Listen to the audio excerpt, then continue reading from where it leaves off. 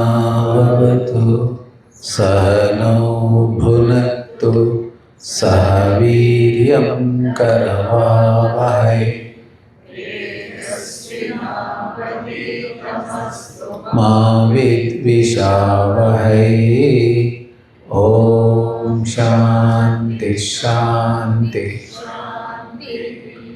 गुरुर्ब्रह्मा गुरुर्विष्णुः गुरुर्देवो महेश्वरः गुरुरेव परं ब्रह्म तस्मै श्री गुरवे नमः।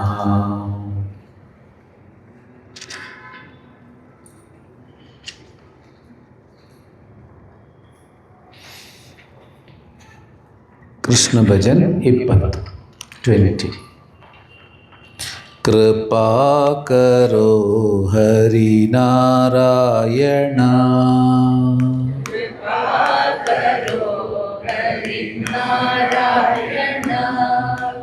कृपा करो हरि नारायण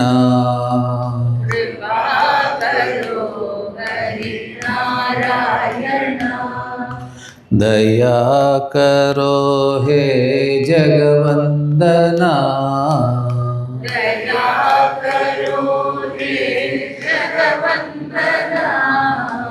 दया करो हे जगवंदना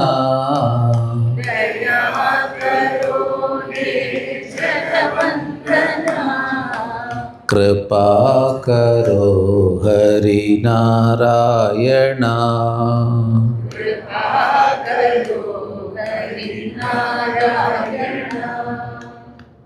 भावातीता भाग्य विधाता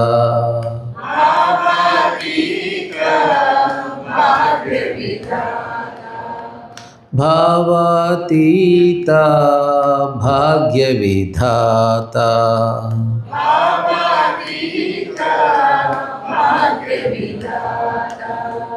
दीननाथ अनाथ के नाथ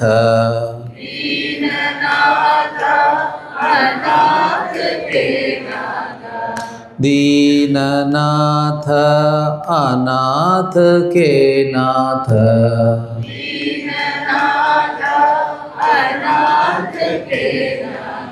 कृपा करो हरि नारायण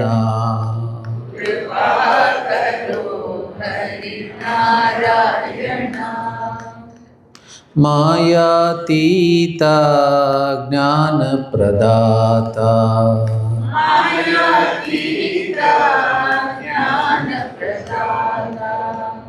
मायातीता ज्ञान प्रदाता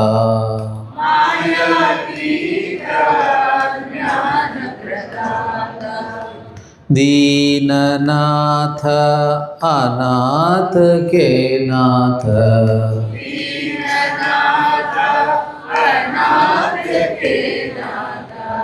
दीननाथ अनाथ के नाथ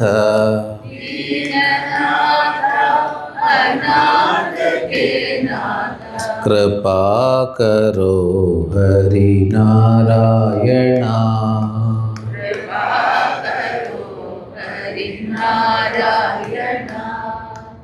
दया करो हे जगवंदना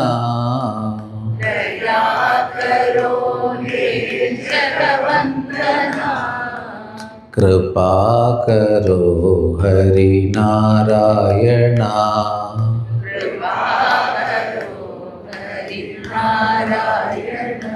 हरि नारायण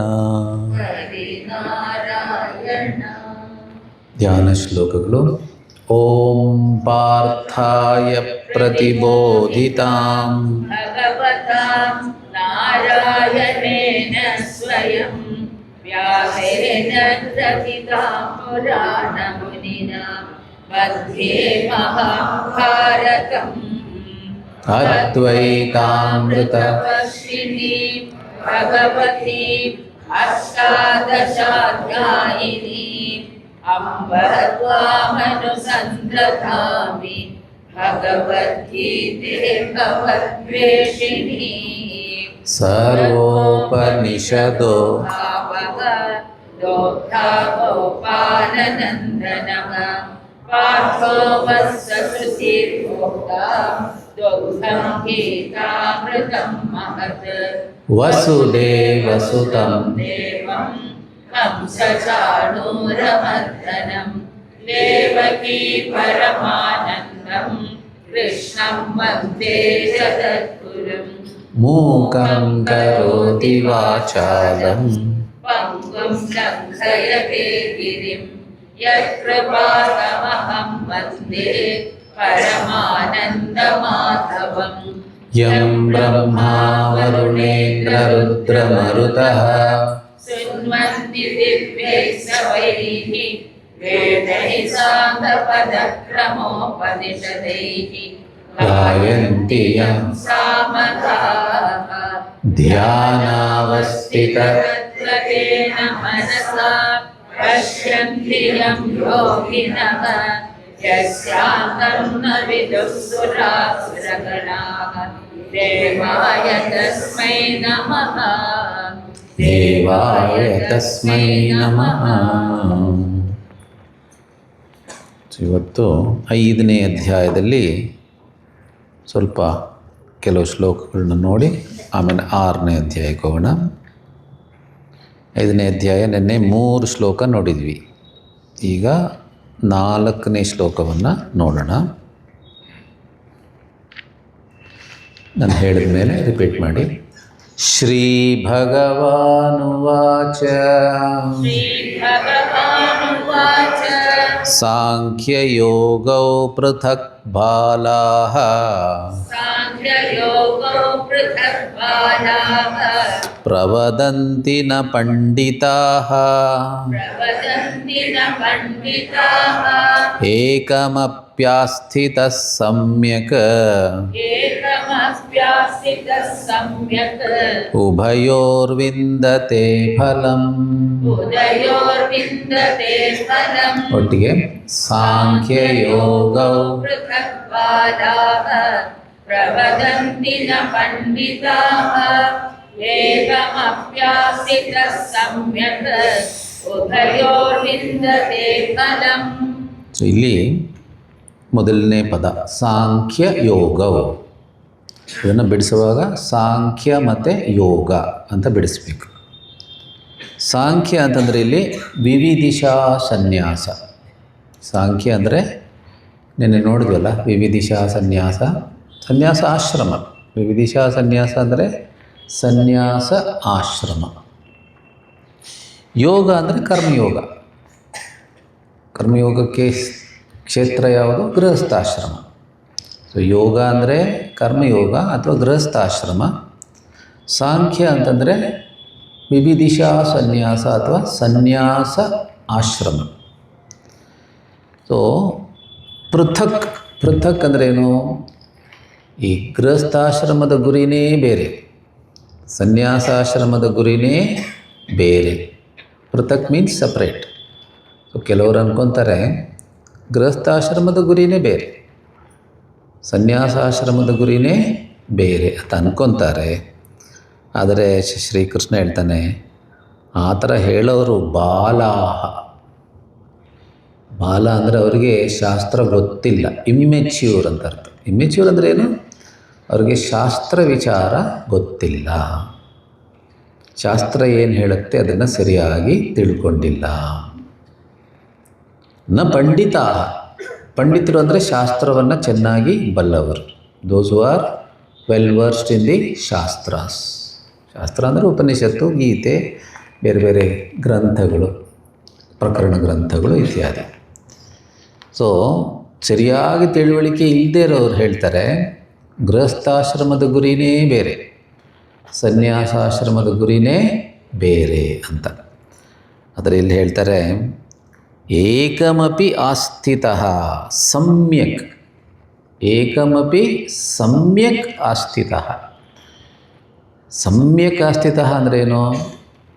ಗೃಹಸ್ಥಾಶ್ರಮ ಧರ್ಮ ಅಂತ ಒಂದಿದೆ, ಆಶ್ರಮ ಧರ್ಮ ಅಂತ ಇರುತ್ತಲ್ಲ, ಬ್ರಹ್ಮಚರ್ಯ ಆಶ್ರಮ ಧರ್ಮ ಇರುತ್ತೆ, ಗೃಹಸ್ಥಾಶ್ರಮ ಧರ್ಮ ಇರುತ್ತೆ. ಧರ್ಮ ಅಂದರೆ ಡ್ಯೂಟಿ ಮತ್ತು ಏನೇನು ನಿಯಮಗಳನ್ನು ಪಾಲಿಸಬೇಕು ಅಂತಿರುತ್ತೆ, ಏನೇನು ಮಾಡಬೇಕು, ಏನೇನು ನಿಯಮಗಳನ್ನು ಪಾಲಿಸಬೇಕು, ಅದು ಧರ್ಮ. ಅದೇ ಥರ ಎಲ್ಲ 4 ಆಶ್ರಮದಲ್ಲೂ ಸನ್ಯಾಸ ಧರ್ಮ ಅಂತಿರುತ್ತೆ.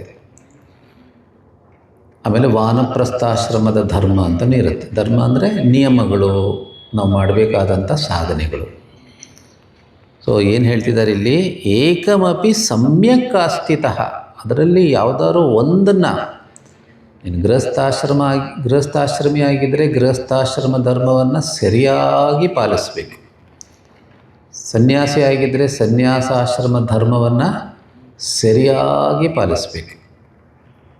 ಸೊ ಸ್ವಾಮಿ ವಿವೇಕಾನಂದರೊಮ್ಮೆ ಅಮೇರಿಕಾದಲ್ಲಿ ಕರ್ಮಯೋಗದ ಒಂದು ಪ್ರವಚನ ಮಾಡಬೇಕಾದ್ರೆ, ಆ ಬುಕ್ಕಲ್ಲಿದೆ ಅದು, ಅವ್ರ 4 ಪುಸ್ತಕ ಇದೆಯಲ್ಲ, ಕರ್ಮಯೋಗ, ಜ್ಞಾನಯೋಗ, ಭಕ್ತಿಯೋಗ, ರಾಜಯೋಗ ಅಂತ. ಅದರ ಕರ್ಮಯೋಗ ಪುಸ್ತಕದಲ್ಲಿ ಈ ಕತೆ ಬರುತ್ತೆ. ಪ್ರವಚನ ಮಾಡುವಾಗ ಅದನ್ನು ಈ ಒಂದು ಕತೆ ಹೇಳ್ತಾರೆ. ಕತೆ ಹೀಗಿದೆ: ಒಬ್ಬ ರಾಜ ಇದ್ದ, ಅವನಿಗೆ ಕುತೂಹಲ, ಎಲ್ರಿಗೂ ಕುತೂಹಲ ಇರುತ್ತೆ, ಈ 2 ಆಶ್ರಮದಲ್ಲಿ ಯಾವುದು ಶ್ರೇಷ್ಠ, ಗೃಹಸ್ಥಾಶ್ರಮ ಶ್ರೇಷ್ಠನೋ ಸನ್ಯಾಸಾಶ್ರಮ ಶ್ರೇಷ್ಠನೋ ಅಂತ ಒಂದು ಕುತೂಹಲ ಎಲ್ರಿಗೂ ಇರುತ್ತಲ್ವ. ಎಲ್ಲರ ಮನಸ್ಸಲ್ಲೂ ಸಂಶಯ ಇರುತ್ತೆ, ಸನ್ಯಾಸಿಗಳು ಏನು ಮಾಡ್ತಾರೆ, ನಾವೇ ಕಷ್ಟಪಡೋದು, ನಮಗೇ ಕಷ್ಟ ಜಾಸ್ತಿ, ನಾವೇ ನಿಜವಾದ ಸಾಧನೆ ಮಾಡೋದು. ಸನ್ಯಾಸಿಗಳು ಕೆಲವರು ಗೃಹಸ್ಥಾಶ್ರಮಗಳನ್ನ ನೋಡುವಾಗ ಸ್ವಲ್ಪ ಕೀಳಾಗಿ ನೋಡ್ತಾರೆ, ಅವರೇನು, ನಾವು ನಿಜವಾಗ್ಲೂ ತಪಸ್ಸು ಮಾಡ್ತಾಯಿದ್ದೀವಿ ಅಂತ. ಈ ರೀತಿ ಎಲ್ಲ ವಿಚಾರಗಳಿರುತ್ತೆ, ನಿಮ್ಗೆ ಗೊತ್ತಿದೆ. ಅವನಿಗೆ ಒಂದು ಇದೇ ಸಂಶಯ ಬಂತು, ಯಾರು ಇವರಿಬ್ಬರಲ್ಲಿ ಶ್ರೇಷ್ಠ ಅಂತ. ಸರಿ ಅಂದ್ಬಿಟ್ಟು ಅವನ ರಾಜ್ಯಕ್ಕೆ ಎಷ್ಟೋ ಜನ ಸನ್ಯಾಸಿಗಳು ಬರ್ತಾಯಿದ್ರು, ಪ್ರವಾಸದಲ್ಲಿರುವಾಗ ಬಂದು 1-2-3 ದಿವಸ ಅಲ್ಲಿದ್ದು ಹೋಗೋರು, ಅಲ್ಲಿ ಪ್ಯಾಲೇಸಲ್ಲಿ ಇದ್ದು ಹೋಗೋರು. ಆ ಯಾವ ಸನ್ಯಾಸಿ ಬಂದರೂ ಅವನೇನು ಮಾಡೋನು, ಈ ಪ್ರಶ್ನೆ ಹಾಕ್ಬಿಡೋನು, ಸನ್ಯಾಸಿ ಶ್ರೇಷ್ಠನೋ ಗೃಹಸ್ಥ ಶ್ರೇಷ್ಠನೋ? ಆಮೇಲೆ ಒಬ್ಬೊಬ್ಬರು ಒಂದೊಂದು ಉತ್ತರ ಕೊಡೋರು. ಕೆಲವರು ಹೇಳೋರು ಗೃಹಸ್ಥರೇ ಶ್ರೇಷ್ಠ ಅನ್ನೋರು, ಕೆಲವರು ಸನ್ಯಾಸಿನೇ ಶ್ರೇಷ್ಠ ಅನ್ನೋರು. ಯಾರು ಏನು ಉತ್ತರ ಕೊಟ್ಟರು ಅವನು ಪ್ರೂವ್ ಮಾಡಬೇಕು, ಸರಿಯಾದ ಲಾಜಿಕ್ ಎಲ್ಲ ಕೊಟ್ಟು ಪ್ರೂವ್ ಮಾಡಬೇಕು ಅಂತ ಹೇಳೋನು. ಆದರೆ ಯಾರಿಗೂ ಅವನ ತೃಪ್ತಿ ಆಗೋ ಥರ ಪ್ರೂವ್ ಮಾಡೋಕ್ಕಾಗಲಿಲ್ಲ. ಸೊ ಅವ್ರಿಗೆಲ್ಲ ಮದುವೆ ಮಾಡಿಸ್ಬಿಟ್ಟ. ಸುಮ್ಮನೆ ಅದು ಶ್ರೇಷ್ಠ ಇದು ಶ್ರೇಷ್ಠ, ಸರಿಯಾದ ಕನ್ವಿನ್ಸಿಂಗ್ ಲಾಜಿಕ್ ಕೊಡಬೇಕು, ಇಲ್ಲಾಂದರೆ ಎಲ್ಲರಿಗೂ ಮದುವೆ. ಸರಿ, ಆ ಥರ ಎಷ್ಟೋ ಸನ್ಯಾಸಿಗಳಿಗೆ ಮದುವೆ ಮಾಡಿಸ್ಬಿಟ್ಟ. ಒಂದು ದಿನ ಒಬ್ಬ ಯುವಕ ಸನ್ಯಾಸಿ, ತೇಜಸ್ವಿ ಸನ್ಯಾಸಿ ಬರ್ತಾನೆ. ಅವನಿಗಿದೇ ಪ್ರಶ್ನೆ, ಸನ್ಯಾಸಿ ಶ್ರೇಷ್ಠನೋ ಗೃಹಸ್ಥ ಶ್ರೇಷ್ಠ? ಅವನು ಭಾಳ ಜಾಣ. ಅವನು ಹೇಳ್ತಾನೆ, ಅವರವರ ಸ್ಥಾನದಲ್ಲಿ ಅವರವರು ಶ್ರೇಷ್ಠ, ಅವರವರ ಸ್ಥಾನದಲ್ಲಿ ಅವರವರು ಶ್ರೇಷ್ಠ. Each is great in is own place. ಆಗ ರಾಜ ಹೇಳ್ತಾನೆ, ಪ್ರೂವ್ ಮಾಡು, ಪ್ರೂವ್ ಇಟ್. ಆಯಿತು, ಪ್ರೂವ್ ಮಾಡ್ತೀನಿ, ಆದರೆ ನೀನು ನನ್ನ ಜೊತೆ ಸ್ವಲ್ಪ ದಿವಸ ಬರಬೇಕಾಗತ್ತೆ. ಓ, ನಾನು ರೆಡಿ. ಈಗ ನಿಜವಾಗ್ಲೂ ಅವನಿಗೆ ಆಸೆ ಇತ್ತು, ತಿಳ್ಕೊಳ್ಳೋಕ್ಕೆ ಜಿಜ್ಞಾಸೆ ಇತ್ತು, ಸಿನ್ಸಿಯರ್ ಆಗಿದ್ದ ಅವನು. ಸುಮ್ಮನೆ ಟೈಮ್ ಪಾಸ್ಗೆ ಏನೋ ಕೇಳೋದಲ್ಲ ಪ್ರಶ್ನೆ, he was sincere in is search for truth. So ಅವನು ಆಯಿತು ಅಂದ್ಬಿಟ್ಟು ರಾಜ್ಯವನ್ನು ಇನ್ನೊಬ್ಬನಿಗೆ ಹ್ಯಾಂಡ್ ಓವರ್ ಮಾಡಿ ಕೆಲವು ದಿವಸಕ್ಕೋಸ್ಕರ ಬರೋ ತನಕ ನೀನು ನೋಡ್ಕೊ ಅಂತೇಳಿ ಆ ಸನ್ಯಾಸಿ ಜೊತೆ ವೇಷ ಬದಲಾಯಿಸಿ ಹೊರಟುಬಿಡ್ತಾನೆ. ಸರಿಯ ಸನ್ಯಾಸಿ ಹೋಗ್ತಾ ಇರ್ತಾರೆ, ನಡೀತಾ ಇರ್ತಾರೆ, ಅದು ದೂರ ಹೋಗ್ತಾರೆ, ಎಲ್ಲೆಲ್ಲೋ ಹೋಗ್ತಾರೆ, ಕೊನೆಗೊಂದು ರಾಜ್ಯಕ್ಕೆ ಬರ್ತಾರೆ. ಆ ರಾಜ್ಯದಲ್ಲಿ ಅವತ್ತು ಏನೋ ಸಂಭ್ರಮ ಸಡಗರ. ಏನು ಅಂತಂದರೆ ಅವತ್ತು ರಾಜಕುಮಾರಿ ಸ್ವಯಂವರ, ಏನೋ ಎಲ್ಲ ಜನ ಸೇರಿದ್ದಾರೆ, ಏನೇನೋ ಹಬ್ಬದ ವಾತಾವರಣ, ಸ್ವಯಂವರ. ಸರಿ ಅಂದ್ಬಿಟ್ಟು ಸನ್ಯಾಸಿ ಹೇಳ್ತಾನೆ, ಸ್ವಲ್ಪ ದೂರದಲ್ಲಿ ನಿಂತ್ಕೊಂಡು ನೋಡೋಣ. ಸರಿ ನೋಡ್ತಾ ಇರ್ತಾರೆ. ಒಬ್ಬ ರಾಜ್ಕುಮಾರಿ ಬರ್ತಾಳೆ. ಅವಳಿಗೆ ಎಷ್ಟೋ ಸತಿ ಸ್ವಯಂವರ ಆಗಿದೆ, ಅವಳು ಯಾರನ್ನೂ ಸೆಲೆಕ್ಟ್ ಮಾಡಿಲ್ಲ. ಯಾಕೆಂದರೆ ಅವಳೇನು ಸಾಮಾನ್ಯ ರಾಜ್ಕುಮಾರಿ ಅಲ್ಲ, ಮಿಸ್ ಯೂನಿವರ್ಸ್ ಅವಳು, ತುಂಬ ಸುಂದರಿ. ಅದರಿಂದ ಸಾಮಾನ್ಯ ರಾಜ್ಕುಮಾರರೆಲ್ಲ ಅವಳಿಗೆ ಸೂಟ್ ಆಗ್ತಿರ್ಲಿಲ್ಲ. ಸೊ ಹಾರ ಇಟ್ಕೊಂಡ್ಬರ್ತಾಳೆ, ಒಂದೊಂದು ರಾಜ್ಕುಮಾರನ ಮುಂದೆ ನಿಂತ್ಕೊತಾಳೆ. ಅವ್ರ ಪಕ್ಕದಲ್ಲಿರೋರು ಅವ್ರ ಜೊತೆ ಬಂದಿರ್ತಾರಲ್ಲ, ಅವನ ಬಗ್ಗೆ ಏನೇನೋ ಹಾಗೆ ಹೀಗೆ ಅಂತೆಲ್ಲ ಹೇಳ್ತಾರೆ. ಅವಳು ತೃಪ್ತಿ ಆಗುತ್ತಿಲ್ಲ, ಮುಂದಕ್ಕೆ ಹೋಗ್ತಾಳೆ. ಹೀಗೆ ಎಲ್ಲರ ಮುಂದೆ ಹೋಗಿ ಕೊನೆ ರಾಜ್ಕುಮಾರನ ಹತ್ರ ಬಂದು ಅವನಿಂದಾನೂ ಮುಂದೆ ಹೋಗ್ತಾಳೆ. ರಾಜನಿಗೆ ತುಂಬ ಬೇಜಾರಾಗೋಯ್ತು. ಈ ಸತಿನೂ ಸ್ವಯಂವರ ಫೇಲ್ಯೂರ್. ಅಷ್ಟರಲ್ಲಿ ಏನಾಯಿತು, ಒಬ್ಬ ಸನ್ಯಾಸಿ ಬರ್ತಾನೆ, ಯುವಕ ಸನ್ಯಾಸಿ, ತೇಜಸ್ವಿ ಸನ್ಯಾಸಿ. ನಾವು ಹೇಳಿದ್ದಲ್ಲ, ಇನ್ನೊಬ್ಬ ಅವನಲ್ಲಿ ಬಂದು ನಿಂತ್ಕೊತಾನೆ. ಅವನು ಸುಮ್ಮನೆ ಏನು ಬಂದಿದ್ದಾನೆ, ಏನಾಗ್ತಿದೆ ನೋಡೋಣ ಅಂತ ಸುಮ್ಮನೆ ಅಲ್ಲೇ ಹತ್ತಿರದಲ್ಲಿ ಬಂದು ನಿಂತ್ಕೊತಾನೆ. ಅವನನ್ನು ನೋಡಿದ ತಕ್ಷಣ ರಾಜ್ಕುಮಾರಿ ಅವನಿಗೆ ಹಾರ ಹಾಕ್ಬಿಡ್ತಾಳೆ. ನೋಡಿದ ತಕ್ಷಣ ರಾಜ್ಕುಮಾರಿ ಅವನಿಗೆ ಹಾರ ಹಾಕ್ಬಿಡ್ತಾಳೆ. ಇವಾಗಿರೋದು ಇಂಪಾರ್ಟೆಂಟ್ ಪಾಯಿಂಟ್. ಹಾರ ಹಾಕಿದ್ದ ಆ ಕ್ಷಣವೇ ಅವನು ಹಾರ ಕಿತ್ತು ಬಿಸಾಕ್ಬಿಡ್ತಾನೆ. ಏನಿದು, ನಾನು ಸನ್ಯಾಸಿ, ನನಗಿಂತ ಮದುವೆ ಅಂತ. ಆಗ ರಾಜನಿಗೆ ಅಯ್ಯೋ ಒಳ್ಳೆ ಚಾನ್ಸ್ ಹೋಯ್ತಲ್ಲ ಅಂದ್ಬಿಟ್ಟು, ನೋಡು ನೀನು ನನ್ನ ಮಗಳನ್ನ ಮದುವೆ ಆದರೆ ಈಗಲೇ ನಿಂಗೆ ಅರ್ಧ ರಾಜ್ಯ ಕೊಟ್ಬಿಡ್ತೀನಿ, ಈಗಲೇ ನಿನಗೆ ಅರ್ಧ ರಾಜ್ಯ ಕೊಟ್ಬಿಡ್ತೀನಿ. ಆವಾಗ ಅವನು ಒಂದು ಕ್ಷಣನೂ ಯೋಚನೆ ಮಾಡೋದಿಲ್ಲ. ನಾನು ಸನ್ಯಾಸಿ ಇದೆಲ್ಲ ನನಗೆ ಬೇಕಿಲ್ಲ ಅಂದ್ಬಿಟ್ಟು ಅವನು ಹೊರಟೇ ಬಿಡ್ತಾನೆ. ಫಾಸ್ಟಾಗಿ ನಡ್ಕೊಂಡು ಹೋಗ್ತಾನೆ, ಕಾಡಿನ ಕಡೆ ಹೋಗ್ತಾನೆ. ಅಷ್ಟರಲ್ಲಿ ರಾಜ್ಕುಮಾರಿಗೆ ಅವನ ಮೇಲೆ ಮನಸ್ಸಾಗ್ಬಿಟ್ಟಿದೆ. ಅವಳು ಅವನಿಂದನೇ ಹೋಗ್ತಾಳೆ. ಇವರಿಬ್ಬರಿದಾರಲ್ಲ, ನಮ್ಮ ಸನ್ಯಾಸಿ ಮತ್ತು ರಾಜ, ಇವರು ಸನ್ಯಾಸಿ ಹೇಳ್ತಾನೆ ನಾವು ಅವರಿಂದ ಹೋಗೋಣ ಅಂತ. ಸೊ ಶುರುವಿನಲ್ಲಿ ಸ್ಟಾರ್ಟಿಂಗಲ್ಲಿ ಹೇಳಿದ್ದು ಆ ಸನ್ಯಾಸಿ, ಅವನಿಂದೇ ರಾಜ್ಕುಮಾರಿ, ಅವನಿಂದೇ ಇವರಿಬ್ಬರು ಹೋಗ್ತಾ ಇರ್ತಾರೆ. ಆದರೆ ರಾಜನಿಗೆ ಅಲ್ಲ, ಆ ಸನ್ಯಾಸಿಗೆ ಎಲ್ಲ ಗೊತ್ತು, ಕಾಡಿನ ದಾರಿಗಳು ಎಲ್ಲ ಗೊತ್ತು ಅವನಿಗೆ. ಅವನ್ನೆಲ್ಲ ಹೋಗಿ ತಪ್ಸ್ಕೊಂಡ್ಬಿಡ್ತಾನೆ. ಇವಳು ಹೋಗ್ತಾ ಇರ್ತಾಳೆ, ಕೊನೆಗೆ ಗೊತ್ತಾಗೋದಿಲ್ಲ. ಅಷ್ಟೊತ್ತಿಗೆ ಸಂಜೆ ಆಗಿಬಿಡುತ್ತೆ, ರಾತ್ರಿ ಆಗಿಬಿಡುತ್ತೆ, ಕತ್ತಲೆ ಆಗಿಬಿಡುತ್ತೆ. ಅವಳು ಪಾಪ ಯಾವುದೋ ಮರದ ಕೆಳಗೆ ಕೂತ್ಕೊಂಡು ಅಳ್ತಾ ಇರ್ತಾಳೆ. ಅವಾಗ ಇವರಿಬ್ಬರು ಬರ್ತಾರೆ, ನಮ್ಮ ಸನ್ಯಾಸಿ ಮತ್ತು ರಾಜ. ಇವರಿಬ್ಬರು ಬಂದು, ಏನು ಅಳಬೇಡ ನೀನು, ನಾವು ಇವತ್ತು ರಾತ್ರಿ ಎಲ್ಲೂ ಹೋಗೋಕ್ಕಾಗಲ್ಲ, ತುಂಬ ಕತ್ತಲೆ ಆಗಿಬಿಟ್ಟಿದೆ, ಈ ಕಾಡಲ್ಲಿ ತುಂಬ ಡೇಂಜರು, ನಾವು ನಿಮ್ಮ ಜೊತೆನೇ ಇರ್ತೀವಿ, ಇಲ್ಲೇ ಇರೋಣ ನಮ್ಮ ಮರದ ಕೆಳಗೆ, ಬೆಳಿಗ್ಗೆ ನಾವು ನಿನ್ನನ್ನು ಅರಮನೆಗೆ ಬಿಟ್ಟು ನಾವು ಹೋಗ್ತೀವಿ. ಸರಿ, ಅವಳು ಸುಮ್ಮನೆ ಆಗ್ತಾಳೆ. ಅಷ್ಟರಲ್ಲಿ ಏನೋ ಮಾತು ಕೇಳಿಸುತ್ತೆ. ಏನು ಅಂದರೆ, ಆ ಮರದ ಮೇಲೆ ಒಂದು ಪಕ್ಷಿ ಕುಟುಂಬ ಇದೆ. ಪಕ್ಷಿ ಕುಟುಂಬ, ಒಂದು ಗಂಡು ಪಕ್ಷಿ, ಒಂದು ಹೆಣ್ಣು ಪಕ್ಷಿ, ಇಬ್ಬರು ಮರಿಗಳು, ಮೂರು ಹೇಳೋದಕ್ಕೇನು ಕಮ್ಮಿ, 3 ಮರಿ. ಸೊ 3 ಮರಿ ಪಕ್ಷಿಗಳು. ಸೊ ಅದನ್ನೆಲ್ಲ ಇರುತ್ತೆ, ಫುಲ್ ಫ್ಯಾಮಿಲಿ. ಸೊ ಆ ಗಂಡು ಪಕ್ಷಿ ಹೇಳುತ್ತೆ, ಯಾರೋ ನಮ್ಮ ಮನೆಗೆ ಬಂದಿದ್ದಾರಲ್ಲ ಅತಿಥಿಗಳು, ನಾವು ಏನಾದರೂ ಮಾಡಬೇಕಲ್ಲ ಅವರಿಗೆ ಅಂತ. ಏನು ಮಾಡೋದು ಅಂದ್ಬಿಟ್ಟು ಅವ್ರಿಗೆ ಸ್ವಲ್ಪ ಸಣ್ಣ ಮರದ ಸಣ್ಣ ಪೀಸುಗಳನ್ನೆಲ್ಲ ತಂದು ಟ್ವೀಕ್ಸ್ ಅಂತಾರಲ್ಲ, ಎಲ್ಲ ತಂದು ಅಲ್ಲಿ ಇಟ್ಬಿಟ್ಟು ಕಲೆಕ್ಟ್ ಮಾಡಿ, ಎಲ್ಲ ಪಕ್ಷಿಗಳು ಸೇರಿಕೊಂಡು ಕಲೆಕ್ಟ್ ಮಾಡಿ ಅಲ್ಲಿ ಟ್ವೀಕ್ಸ್ನ ಅಲ್ಲಿ ಇಟ್ಬಿಟ್ಟು ಬೆಂಕಿ ಹಚ್ಬಿಡ್ತಾರೆ, ಅವ್ರಿಗೆ ಸ್ವಲ್ಪ ಬೆಚ್ಚಗಾಗಲಿ ಅಂತ. ಅತಿಥಿ ಸತ್ಕಾರ ಮಾಡಬೇಕಲ್ಲ.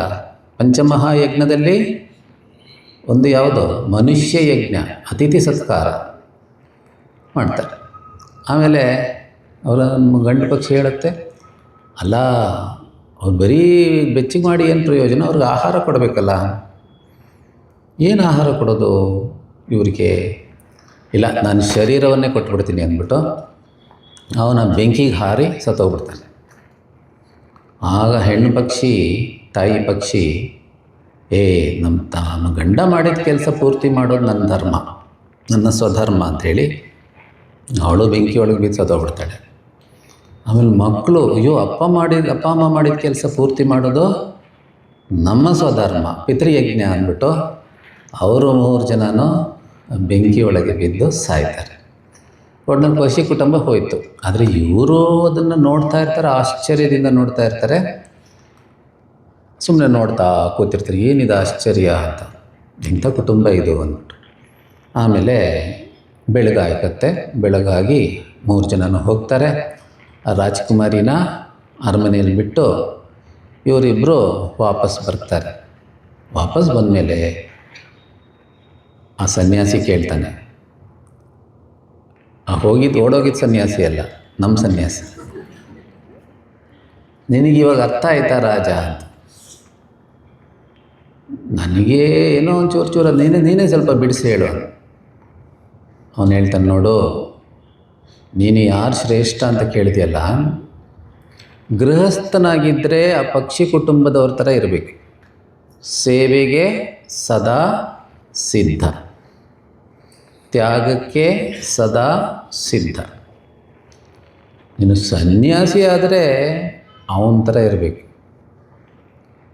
ಪ್ರಪಂಚದ ಅತ್ಯಂತ ಸುಂದರಿಯಾದ ಹೆಣ್ಣು ನಿನ್ನನ್ನು ಮದುವೆ ಆಗ್ತೀನಿ, ರಾಜ್ಕುಮಾರಿ ಅದರಲ್ಲೂ ಅಂತ ಹೇಳಿದಾಗ ಒಂದು ಕ್ಷಣನೂ ಸ್ವಲ್ಪ 10 ಮಿನಿಟ್ಸ್ ಟೈಮ್ ಕೊಡಿ ಅಂತ ಕೇಳಿದ್ನ, ನಾಳೆ ಬೆಳಗ್ಗೆ ಹೇಳ್ತೀನಿ ಅಂತ ಹೇಳಿದ್ನ, ಆ ಕ್ಷಣವೇ ಇಲ್ಲ ಅಂತ.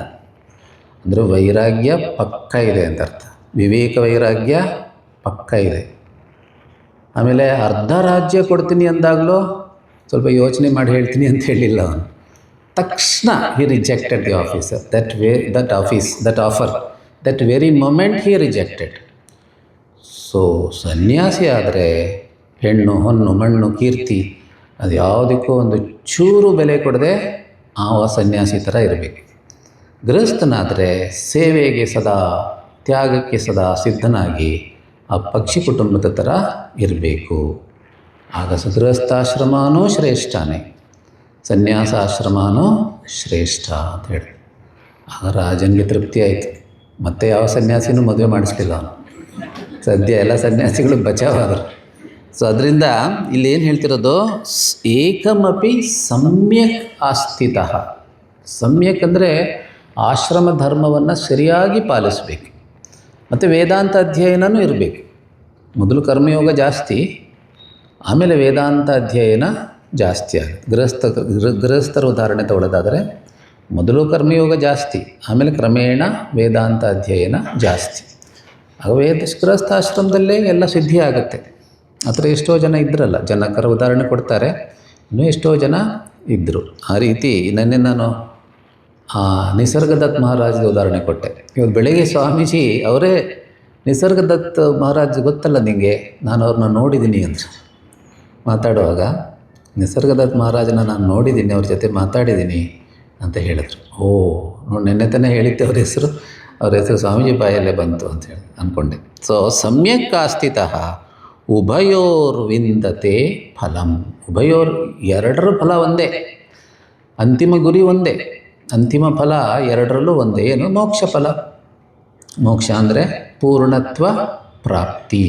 ಹೇಗೆ? ಜ್ಞಾನದಿಂದ. ಅಹಂ ಬ್ರಹ್ಮಾಸ್ಮಿ ಅಂದರೆ ಏನು? ಅಹಂ ಪೂರ್ಣ ಅಸ್ಮಿ. ನಾನು ಪರಿಚ್ಛಿನ್ನ ಜೀವ ಅಂತ ಅಂದ್ಕೊಳ್ಳೋದು ಅಜ್ಞಾನ, ನಾನು ಅಪರಿಚ್ಛಿನ್ನ ಬ್ರಹ್ಮ ಅಂತ ತಿಳ್ಕೊಳ್ಳೋದು ಜ್ಞಾನ. ಆ ಜ್ಞಾನದಲ್ಲಿ ನಿಷ್ಠೆ ಬರಬೇಕು, ಅದೇ ಮುಕ್ತಿ. ಸೊ ಶ್ರೀಕೃಷ್ಣ ಇಲ್ಲಿ ಹೇಳ್ತಿದ್ದಾನೆ, ಆಶ್ರಮ ಮುಖ್ಯ ಅಲ್ಲ, ಸಾಧನೆ ಮುಖ್ಯ. ಔಟರ್ ಏನೇನು ನಮ್ಮ ಜೀವನ ಶೈಲಿ ಅದೆಲ್ಲ ನಮ್ಮ ಸಾಧನೆಗೆ ಅನುಕೂಲವಾಗಿದ್ದರೆ ಒಳ್ಳೆಯದು. ಸಾಧ್ಯವಾದಷ್ಟು ನಮ್ಮ ಜೀವನ ಶೈಲಿ ನಮ್ಮ ಸಾಧನೆಗೆ ಅನುಕೂಲವಾಗಿದ್ದರೆ ತುಂಬ ಒಳ್ಳೆಯದು. ಸಾಧನೆ ಜಾಸ್ತಿ ಬೇಗ ಮುಂದಕ್ಕೆ ಹೋಗುತ್ತೆ. ಇಲ್ಲದೇ ಸ್ವಲ್ಪ ಡಿಸ್ಟರ್ಬ್ ಆಗ್ಬೋದು ಆ ಕಡೆ ಈ ಕಡೆ ಎಲ್ಲ. ಆದರೆ ಒಟ್ಟಿನಲ್ಲಿ inner growth is the primary ಸಾಧನ. ಇನ್ನರ್ ಗ್ರೋತ್ಗೆ ನಾವು ಏನು ಮಾಡಬೇಕು ಮಾಡ್ತಾ ಹೋದರೆ ವಿವೇಕ ವೈರಾಗ್ಯ, ಆಮೇಲೆ ಜ್ಞಾನ, ಆಮೇಲೆ ಜ್ಞಾನ ನಿಷ್ಠೆ. ಇಷ್ಟು ಮಾಡಿದ್ರೆ ಆಶ್ರಮ ಮುಖ್ಯ ಅಲ್ಲ, ಸಾಧನೆ ಮುಖ್ಯ ಅಂತ ಇಲ್ಲಿ ಶ್ರೀಕೃಷ್ಣ ಇಲ್ಲಿ ಹೇಳ್ತಾ ಇದ್ದಾನೆ.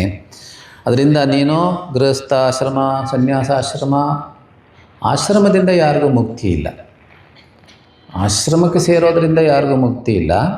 ಆದರೆ ಸಾಧನೆ ಮಾಡೋದರಿಂದ ಮುಕ್ತಿ. ಸಾಧನೆ ಎಲ್ರಿಗೂ ಒಂದೇ, ಚಿತ್ತಶುದ್ಧಿ, ಆಮೇಲೆ ಜ್ಞಾನ ಪ್ರಾಪ್ತಿ, ಜ್ಞಾನನಿಷ್ಠಾ ಪ್ರಾಪ್ತಿ, 3 ಹಂತ. ಫಸ್ಟು ಜ್ಞಾನ ಯೋಗ್ಯತಾ ಪ್ರಾಪ್ತಿ, ಸೆಕೆಂಡು ಜ್ಞಾನ ಪ್ರಾಪ್ತಿ, ಮೂರನೇದು ಜ್ಞಾನನಿಷ್ಠಾ ಪ್ರಾಪ್ತಿ. ಅದೇ ಸಾಧನೆ, ಇನ್ನು ಬೇರೆ ಮಾರ್ಗ ಇಲ್ಲವೇ ಇಲ್ಲ, ಒಂದೇ ಮಾರ್ಗ ಇರೋದು ಅಂತ ಶಾಸ್ತ್ರಗಳು ಹೇಳ್ತಾ ಇದೆ. ಈಗ 10ನೇ ಶ್ಲೋಕಕ್ಕೆ ಹೋಗೋಣ. 10, 11, 12. 10, 11, 12. 10ನೇ ಶ್ಲೋಕ, ಅದು 11, 12 ಮೂರು ಕೂಡ ಕರ್ಮಯೋಗದ ವಿಚಾರನೇ. ಶ್ರೀ ಭಗವಾನುವಾಚ ಬ್ರಹ್ಮಣ್ಯಾಧಾಯ ಕರ್ಮಾಣಿ ಸಂಗಂ ತ್ಯಕ್ತ್ವಾ ಕರೋತಿ ಯಃ ಲಿಪ್ಯತೆ ನ ಸ ಪಾಪೇನ ಪದ್ಮಪತ್ರಮಿವಾಂಬಸಾ ಬ್ರಹ್ಮಣ್ಯಾಧಾಯ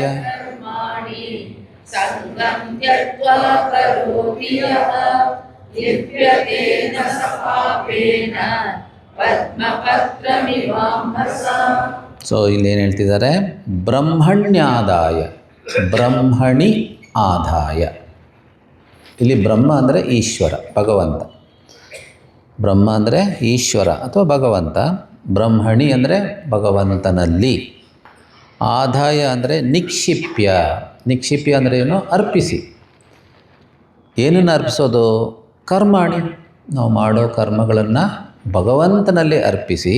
ಇದು ನಿನ್ನ ಪೂಜೆ, ಇದು ನಿನ್ನ ಸೇವೆ, ನಿನ್ನ ಆರಾಧನೆ, ಯಾವುದೋ ಒಂದು ಭಾವನೆಯಲ್ಲಿ ಅರ್ಪಿಸಿ. ಸಂಗಂ ತ್ಯಕ್ತ್ವ. ಸಂಘ ಅಂದರೆ ಕರ್ಮಫಲ ಸಂಘ, ಅಂದರೆ ಆ ಅನಿತ್ಯ ಕರ್ಮಫಲ, ಲೌಕಿಕ ಕರ್ಮಫಲ, ಭೌತಿಕ ಕರ್ಮಫಲ ಏನು ಬರುತ್ತೆ ಅದರಿಂದ, ಅದನ್ನು ಹಚ್ಕೊಳ್ಳದೇ ಇರೋದು. ಅಂದರೆ ಆ ಕರ್ಮಫಲದಿಂದಲೇ ನನಗೆ ಸುಖ, ಶಾಂತಿ, ಆನಂದ, ತೃಪ್ತಿ ಸಿಗೋದು ಅನ್ನೋವಂಥ ಆ ಭಾವನೆ ಇಲ್ಲದೆ ಇರೋದು. ಯಾಕಂದರೆ ಅಧ್ಯಾತ್ಮದ ಮೂಲತತ್ವ ಏನು?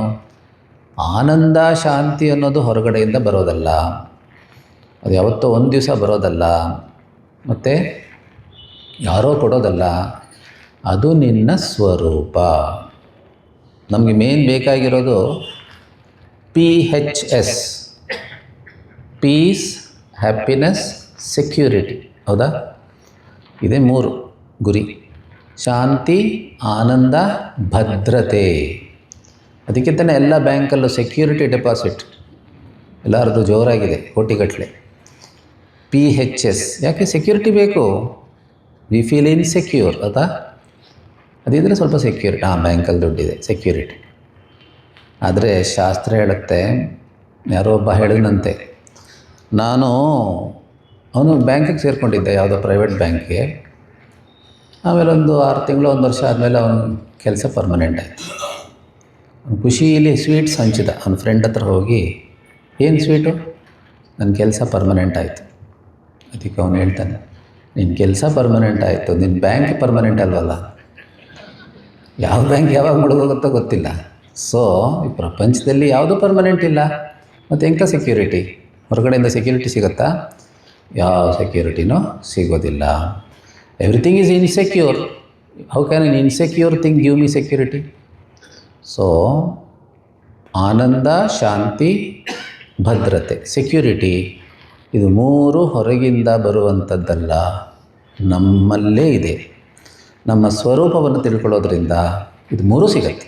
ಆನಂದನೂ ಸಿಗುತ್ತೆ, ಶಾಂತಿನೂ ಸಿಗುತ್ತೆ, ಎವರ್ ಸೆಕ್ಯೂರ್ ಆತ್ಮ ನಾನು ಅಂತ ತಿಳ್ಕೊಳ್ಳೋದ್ರಿಂದ ಸೆಕ್ಯೂರಿಟಿನೂ ಸಿಗುತ್ತೆ. ನೈನಂ ಚಿಂದಂತಿ ಶಸ್ತ್ರಾಣಿ ನೈನಂ ದಹತಿ ಪಾವಕಃ ನ ಚೈನಂ ಕ್ಲೇದಯಂತ್ಯಾಪಃ ನ ಶೋಷಯತಿ ಮಾರುತಃ. ಶ್ರೀಕೃಷ್ಣ 2ನೇ ಅಧ್ಯಾಯದಲ್ಲಿ ಹೇಳ್ತಾನೆ, ಅರ್ಜುನ, ನಿನ್ನನ್ನು ಬೆಂಕಿ ಸುಡೋದಕ್ಕಾಗೋದಿಲ್ಲ, ನೀರು ಒತ್ತೆ ಮಾಡೋಕ್ಕಾಗೋದಿಲ್ಲ, ಗಾಳಿ ನಿನ್ನನ್ನೇನು ಮಾಡೋದಕ್ಕಾಗೋದಿಲ್ಲ, ಯಾವುದು ನಿನ್ನನ್ನು ಏನೂ ಪಂಚಭೂತಗಳು ನಿನ್ನನ್ನು ಮುಟ್ಟೋದಕ್ಕೆ ಸಾಧ್ಯವಿಲ್ಲ. ಇನ್ನು ನಿನಗೆ ಯಾಕೆ ಭಯ? ದುಃಖ ಯಾಕೆ? ದುಃಖ ಪಡುವಂಥದ್ದು ಏನಿದೆ ಈ ಜಗತ್ತಲ್ಲಿ? ನತ್ವಂ ಶೋಚಿತುಮರ್ಹಸಿ. ಮತ್ತೆ ಮತ್ತೆ ಹೇಳ್ತಾ ಇರ್ತಾನೆ 2ನೇ ಅಧ್ಯಾಯದಲ್ಲಿ, there is no reason to be sorrowful. ಜ್ಞಾನಚಕ್ಷು ಇದ್ದರೆ, ಇಲ್ಲದರೆ ಬರೀ ಸಾರೋನೇ. ಜ್ಞಾನಚಕ್ಷು ಇದ್ದರೆ there is no reason to be sorrowful. ಅಳೋದಕ್ಕೇನು ಕಾರಣ ಇಲ್ಲ. ಯಾರು ಅಳ್ತಾನೋ ಅವ್ರಿಗೆ ಭಗವದ್ಗೀತೆ ಅರ್ಥ ಆಗಿಲ್ಲ. ಯಾರೊಬ್ರು ಎಲ್ಲ ಗೀತೆ ಎಲ್ಲ ಚೆನ್ನಾಗಿ ಕೊನೆಗೆ ಅಳೋದು ನೋಡಿದ್ರೆ ಅವ್ರಿಗೆ ಗೀತೆ ಅರ್ಥ ಆಗಿಲ್ಲ ಅಂತ ಅಲ್ಲಿಗೆ ನಮ್ಗೆ ಅರ್ಥ ಆಗಬೇಕು. ನಾವೇ ಎಲ್ಲ ಹೇಳ್ಬೇಕು ಕೊನೆಗೆ ಅಳ್ತೀವಿ. ಅವಾಗ ಅಲ್ಲಿಗೆ ನಮ್ಗೆ ಭಗವದ್ಗೀತೆ ಒಳಗೆ ಹೋಗೇ ಇಲ್ಲ ಅಂತ. ಯಾರೋ ಒಬ್ಬರು ಗುರುದೇವ್ ಹೇಳಿದ್ರಂತೆ, I have gone through the Gita many times ಅಂತ. ಅದಕ್ಕೆ ಅವ್ರು ಕೇಳ್ತಾರೆ, as the Gita gone through you at least once ಅಂತ. ನೀನು ಭಗವದ್ಗೀತೆ ಸಂಚಾರ ಮಾಡಿದ್ಯಾ, ಗೀತೆ ನಿನ್ನೊಳಗೆ ಹೋಗಿದ್ಯಾ ಒಂದು ಸರಿನಾದರೂ, ಅದು ಮುಖ್ಯ. ಸೊ ಇಲ್ಲಿ ಹೇಳ್ತಾರೆ, ಬ್ರಹ್ಮಣ್ಯಾದಾಯ ಕರ್ಮಾಣಿ ಸಂಗಂ ತ್ಯಕ್ತ್ವಾ ಕರೋತಿ ಯಃ. ಯಾರೋ ತನ್ನ ಶಾಂತಿ ಆನಂದ ತೃಪ್ತಿಗೋಸ್ಕರ ಅನಿತ್ಯ ಕರ್ಮಫಲವನ್ನು ಆಶ್ರಯಿಸೋದಿಲ್ವೋ, ಆದರೆ ಕರ್ತವ್ಯ ಕರ್ಮಗಳನ್ನು ಈಶ್ವರಾರ್ಪಣ ಬುದ್ಧಿಯಿಂದ ಮಾಡ್ತಾರೋ ಅವನಿಗೆ ಯಾವ ಪಾಪವೂ ಬರೋದಿಲ್ಲ ಅರ್ಜುನ. ಯಾಕಂದರೆ ಅರ್ಜುನನ ಚಿಂತೆ ಏನು, ಇವ್ರನ್ನೆಲ್ಲ ನಾನು ಸಾಯಿಸಿಬಿಟ್ರೆ, ಯುದ್ಧ ಮಾಡಿದ್ರೆ ನನಗೆ ಪಾಪ ಬರುತ್ತೆ. ನೀನು ಈ ಭಾವನೆಯಿಂದ ನಿನ್ನ ಕರ್ತವ್ಯ ಮಾಡಿದ್ರೆ ಯಾವ ಪಾಪವೂ ಬರೋದಿಲ್ಲ, ನಿನ್ನ ಮನಸ್ಸು ಅಶುದ್ಧವಾಗೋದಿಲ್ಲ. ಪಾಪ ಅಂದರೆ ಏನು? ಮೆಂಟಲ್ ರಿಯಾಕ್ಷನ್ಸ್, ಮನಸ್ಸಿನ ತಳಮಳ, ಕೋಪ, ಅಸೂಯೆ, ದ್ವೇಷ, ಭಯ, ಇದೆಲ್ಲ ಮನಸ್ಸಿನ ತಳಮಳ ಅಲ್ವಾ? ಅದು ಯಾವುದೂ ಇರೋದಿಲ್ಲ. ಮನಸ್ಸು ಪ್ರಶಾಂತವಾಗಿರುತ್ತೆ. ಶುದ್ಧ ಮನಸ್ಸು ಅಂದರೆ ಪ್ರಶಾಂತ ಮನಸ್ಸು, ಅಥವಾ ಪ್ರಶಾಂತ ಮನಸ್ಸು ಅಂದರೆ ಶುದ್ಧ ಮನಸ್ಸು ಅಂತ ನಾವು ಅರ್ಥ ಮಾಡಿ. ಮೈಂಡ್ ಡಿಸ್ಟರ್ಬ್ ಆಯಿತು ಅಂದರೆ ಅಶುದ್ಧ ಆಯಿತು ಅಂತಲೇ ಅರ್ಥ. ಸೊ ಲಿಪ್ಯತೆ ನ ಸ ಪಾಪೇನ ಪದ್ಮಪತ್ರಮಿವಾಂಬಸ. ಈ ಶ್ಲೋಕ ಯಾಕೆ ಫೇಮಸ್ ಆಗಿದೆ ಅಂದರೆ ಉದಾಹರಣೆ. ಸೊ ಕಮಲ ಪುಷ್ಪದ ದಳ ನೀರಲ್ಲಿದ್ದರೂ ಒದ್ದೆ ಆಗಲ್ಲ. ಪದ್ಮಪತ್ರದ ಲೀಫ್ ಅಂತಲೂ ತೊಗೊಬೋದು, ಲೋಟಸ್ ಲೀಫ್. ಅದು ನೀರಲ್ಲಿದ್ದರೂ ಅದು ಒದ್ದೆ ಆಗದೆ ಇರೋ ಥರ ಮನುಷ್ಯ ಕೆಲಸ ಮಾಡ್ತಾ ಇರ್ತಾನೆ, ಬೇರೆ ಬೇರೆ ಜವಾಬ್ದಾರಿಗಳನ್ನು ಹೊತ್ತು ಜವಾಬ್ದಾರಿಗಳನ್ನು ನಿರ್ವಹಿಸ್ತಾ ಇರ್ತಾನೆ. ಆದರೂ his mind is not disturbed. ಸ್ವಲ್ಪ ಡಿಸ್ಟರ್ಬೆನ್ಸ್ ಆದರೂ ಕೂಡ ಬೇಗ ಸಮಸ್ಥಿತಿಗೆ ಬರ್ತಾನೆ. ಅದು important. Very quickly you to come back to ಸಮಸ್ಥಿತಿ. ಅದೇ ಯೋಗ. ಸಮತ್ವಂ ಯೋಗ ಉಚ್ಯತೆ. ಪದ್ಮಪತ್ರಮಿವಾಂಬಸ. ಅಂಬಸ್ ಅಂದರೆ ನೀರು. ಆ ರೀತಿ ಮುಂದುವರಿಸ್ತಾ, ಕಾಯೇನ ಮನಸಾ ಬುದ್ಧ್ಯಾ ಕೇವಲೈರಿಂದ್ರಿಯೈರಪಿ ಯೋಗಿನಃ ಕರ್ಮ ಕುರ್ವಂತಿ ಸಂಗಂ ತ್ಯಕ್ತ್ವಾತ್ಮಶುದ್ಧಯೇ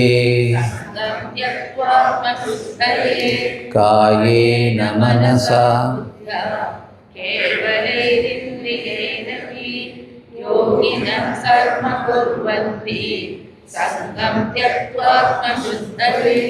ಯಾರೋ ಒಬ್ಬ ಲಾಯರ್ ಇದ್ನಂತೆ.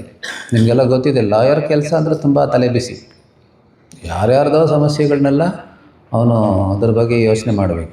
ಯಾರೋ ಗಂಡ ಹೆಂಡತಿ ಜಗಳ ಆಡಿದ್ರೆ ಇವನು ತಲೆ ಬಿಸಿ ಆಗುತ್ತೆ, ಇವನು ಅದ್ರ ಬಗ್ಗೆ ಯೋಚನೆ ಮಾಡಬೇಕು. ಇನ್ನೆಲ್ಲೋ ಯಾರ್ದೋ ಜಗಳ, ಇವನು ತಲೆ ಬಿಸಿ. ತುಂಬ ಕಷ್ಟದ ಕೆಲಸ ಲಾಯರ್. ಅಲ್ಲ, ಕಷ್ಟ ಅಂದರೆ ಅದೇ ರೂಢಿಯಾಗಿರೋರಿಗೆ ಯಾವುದೂ ಕಷ್ಟ ಇರೋಲ್ಲ ಅಂತ ಇಟ್ಕೊಳ್ಳಿ. ಆದರೆ ನಾವು ನೋಡೋ ರೀತಿ ಅದು ತುಂಬ ಕಷ್ಟದ ಕೆಲಸ ಅಂತ.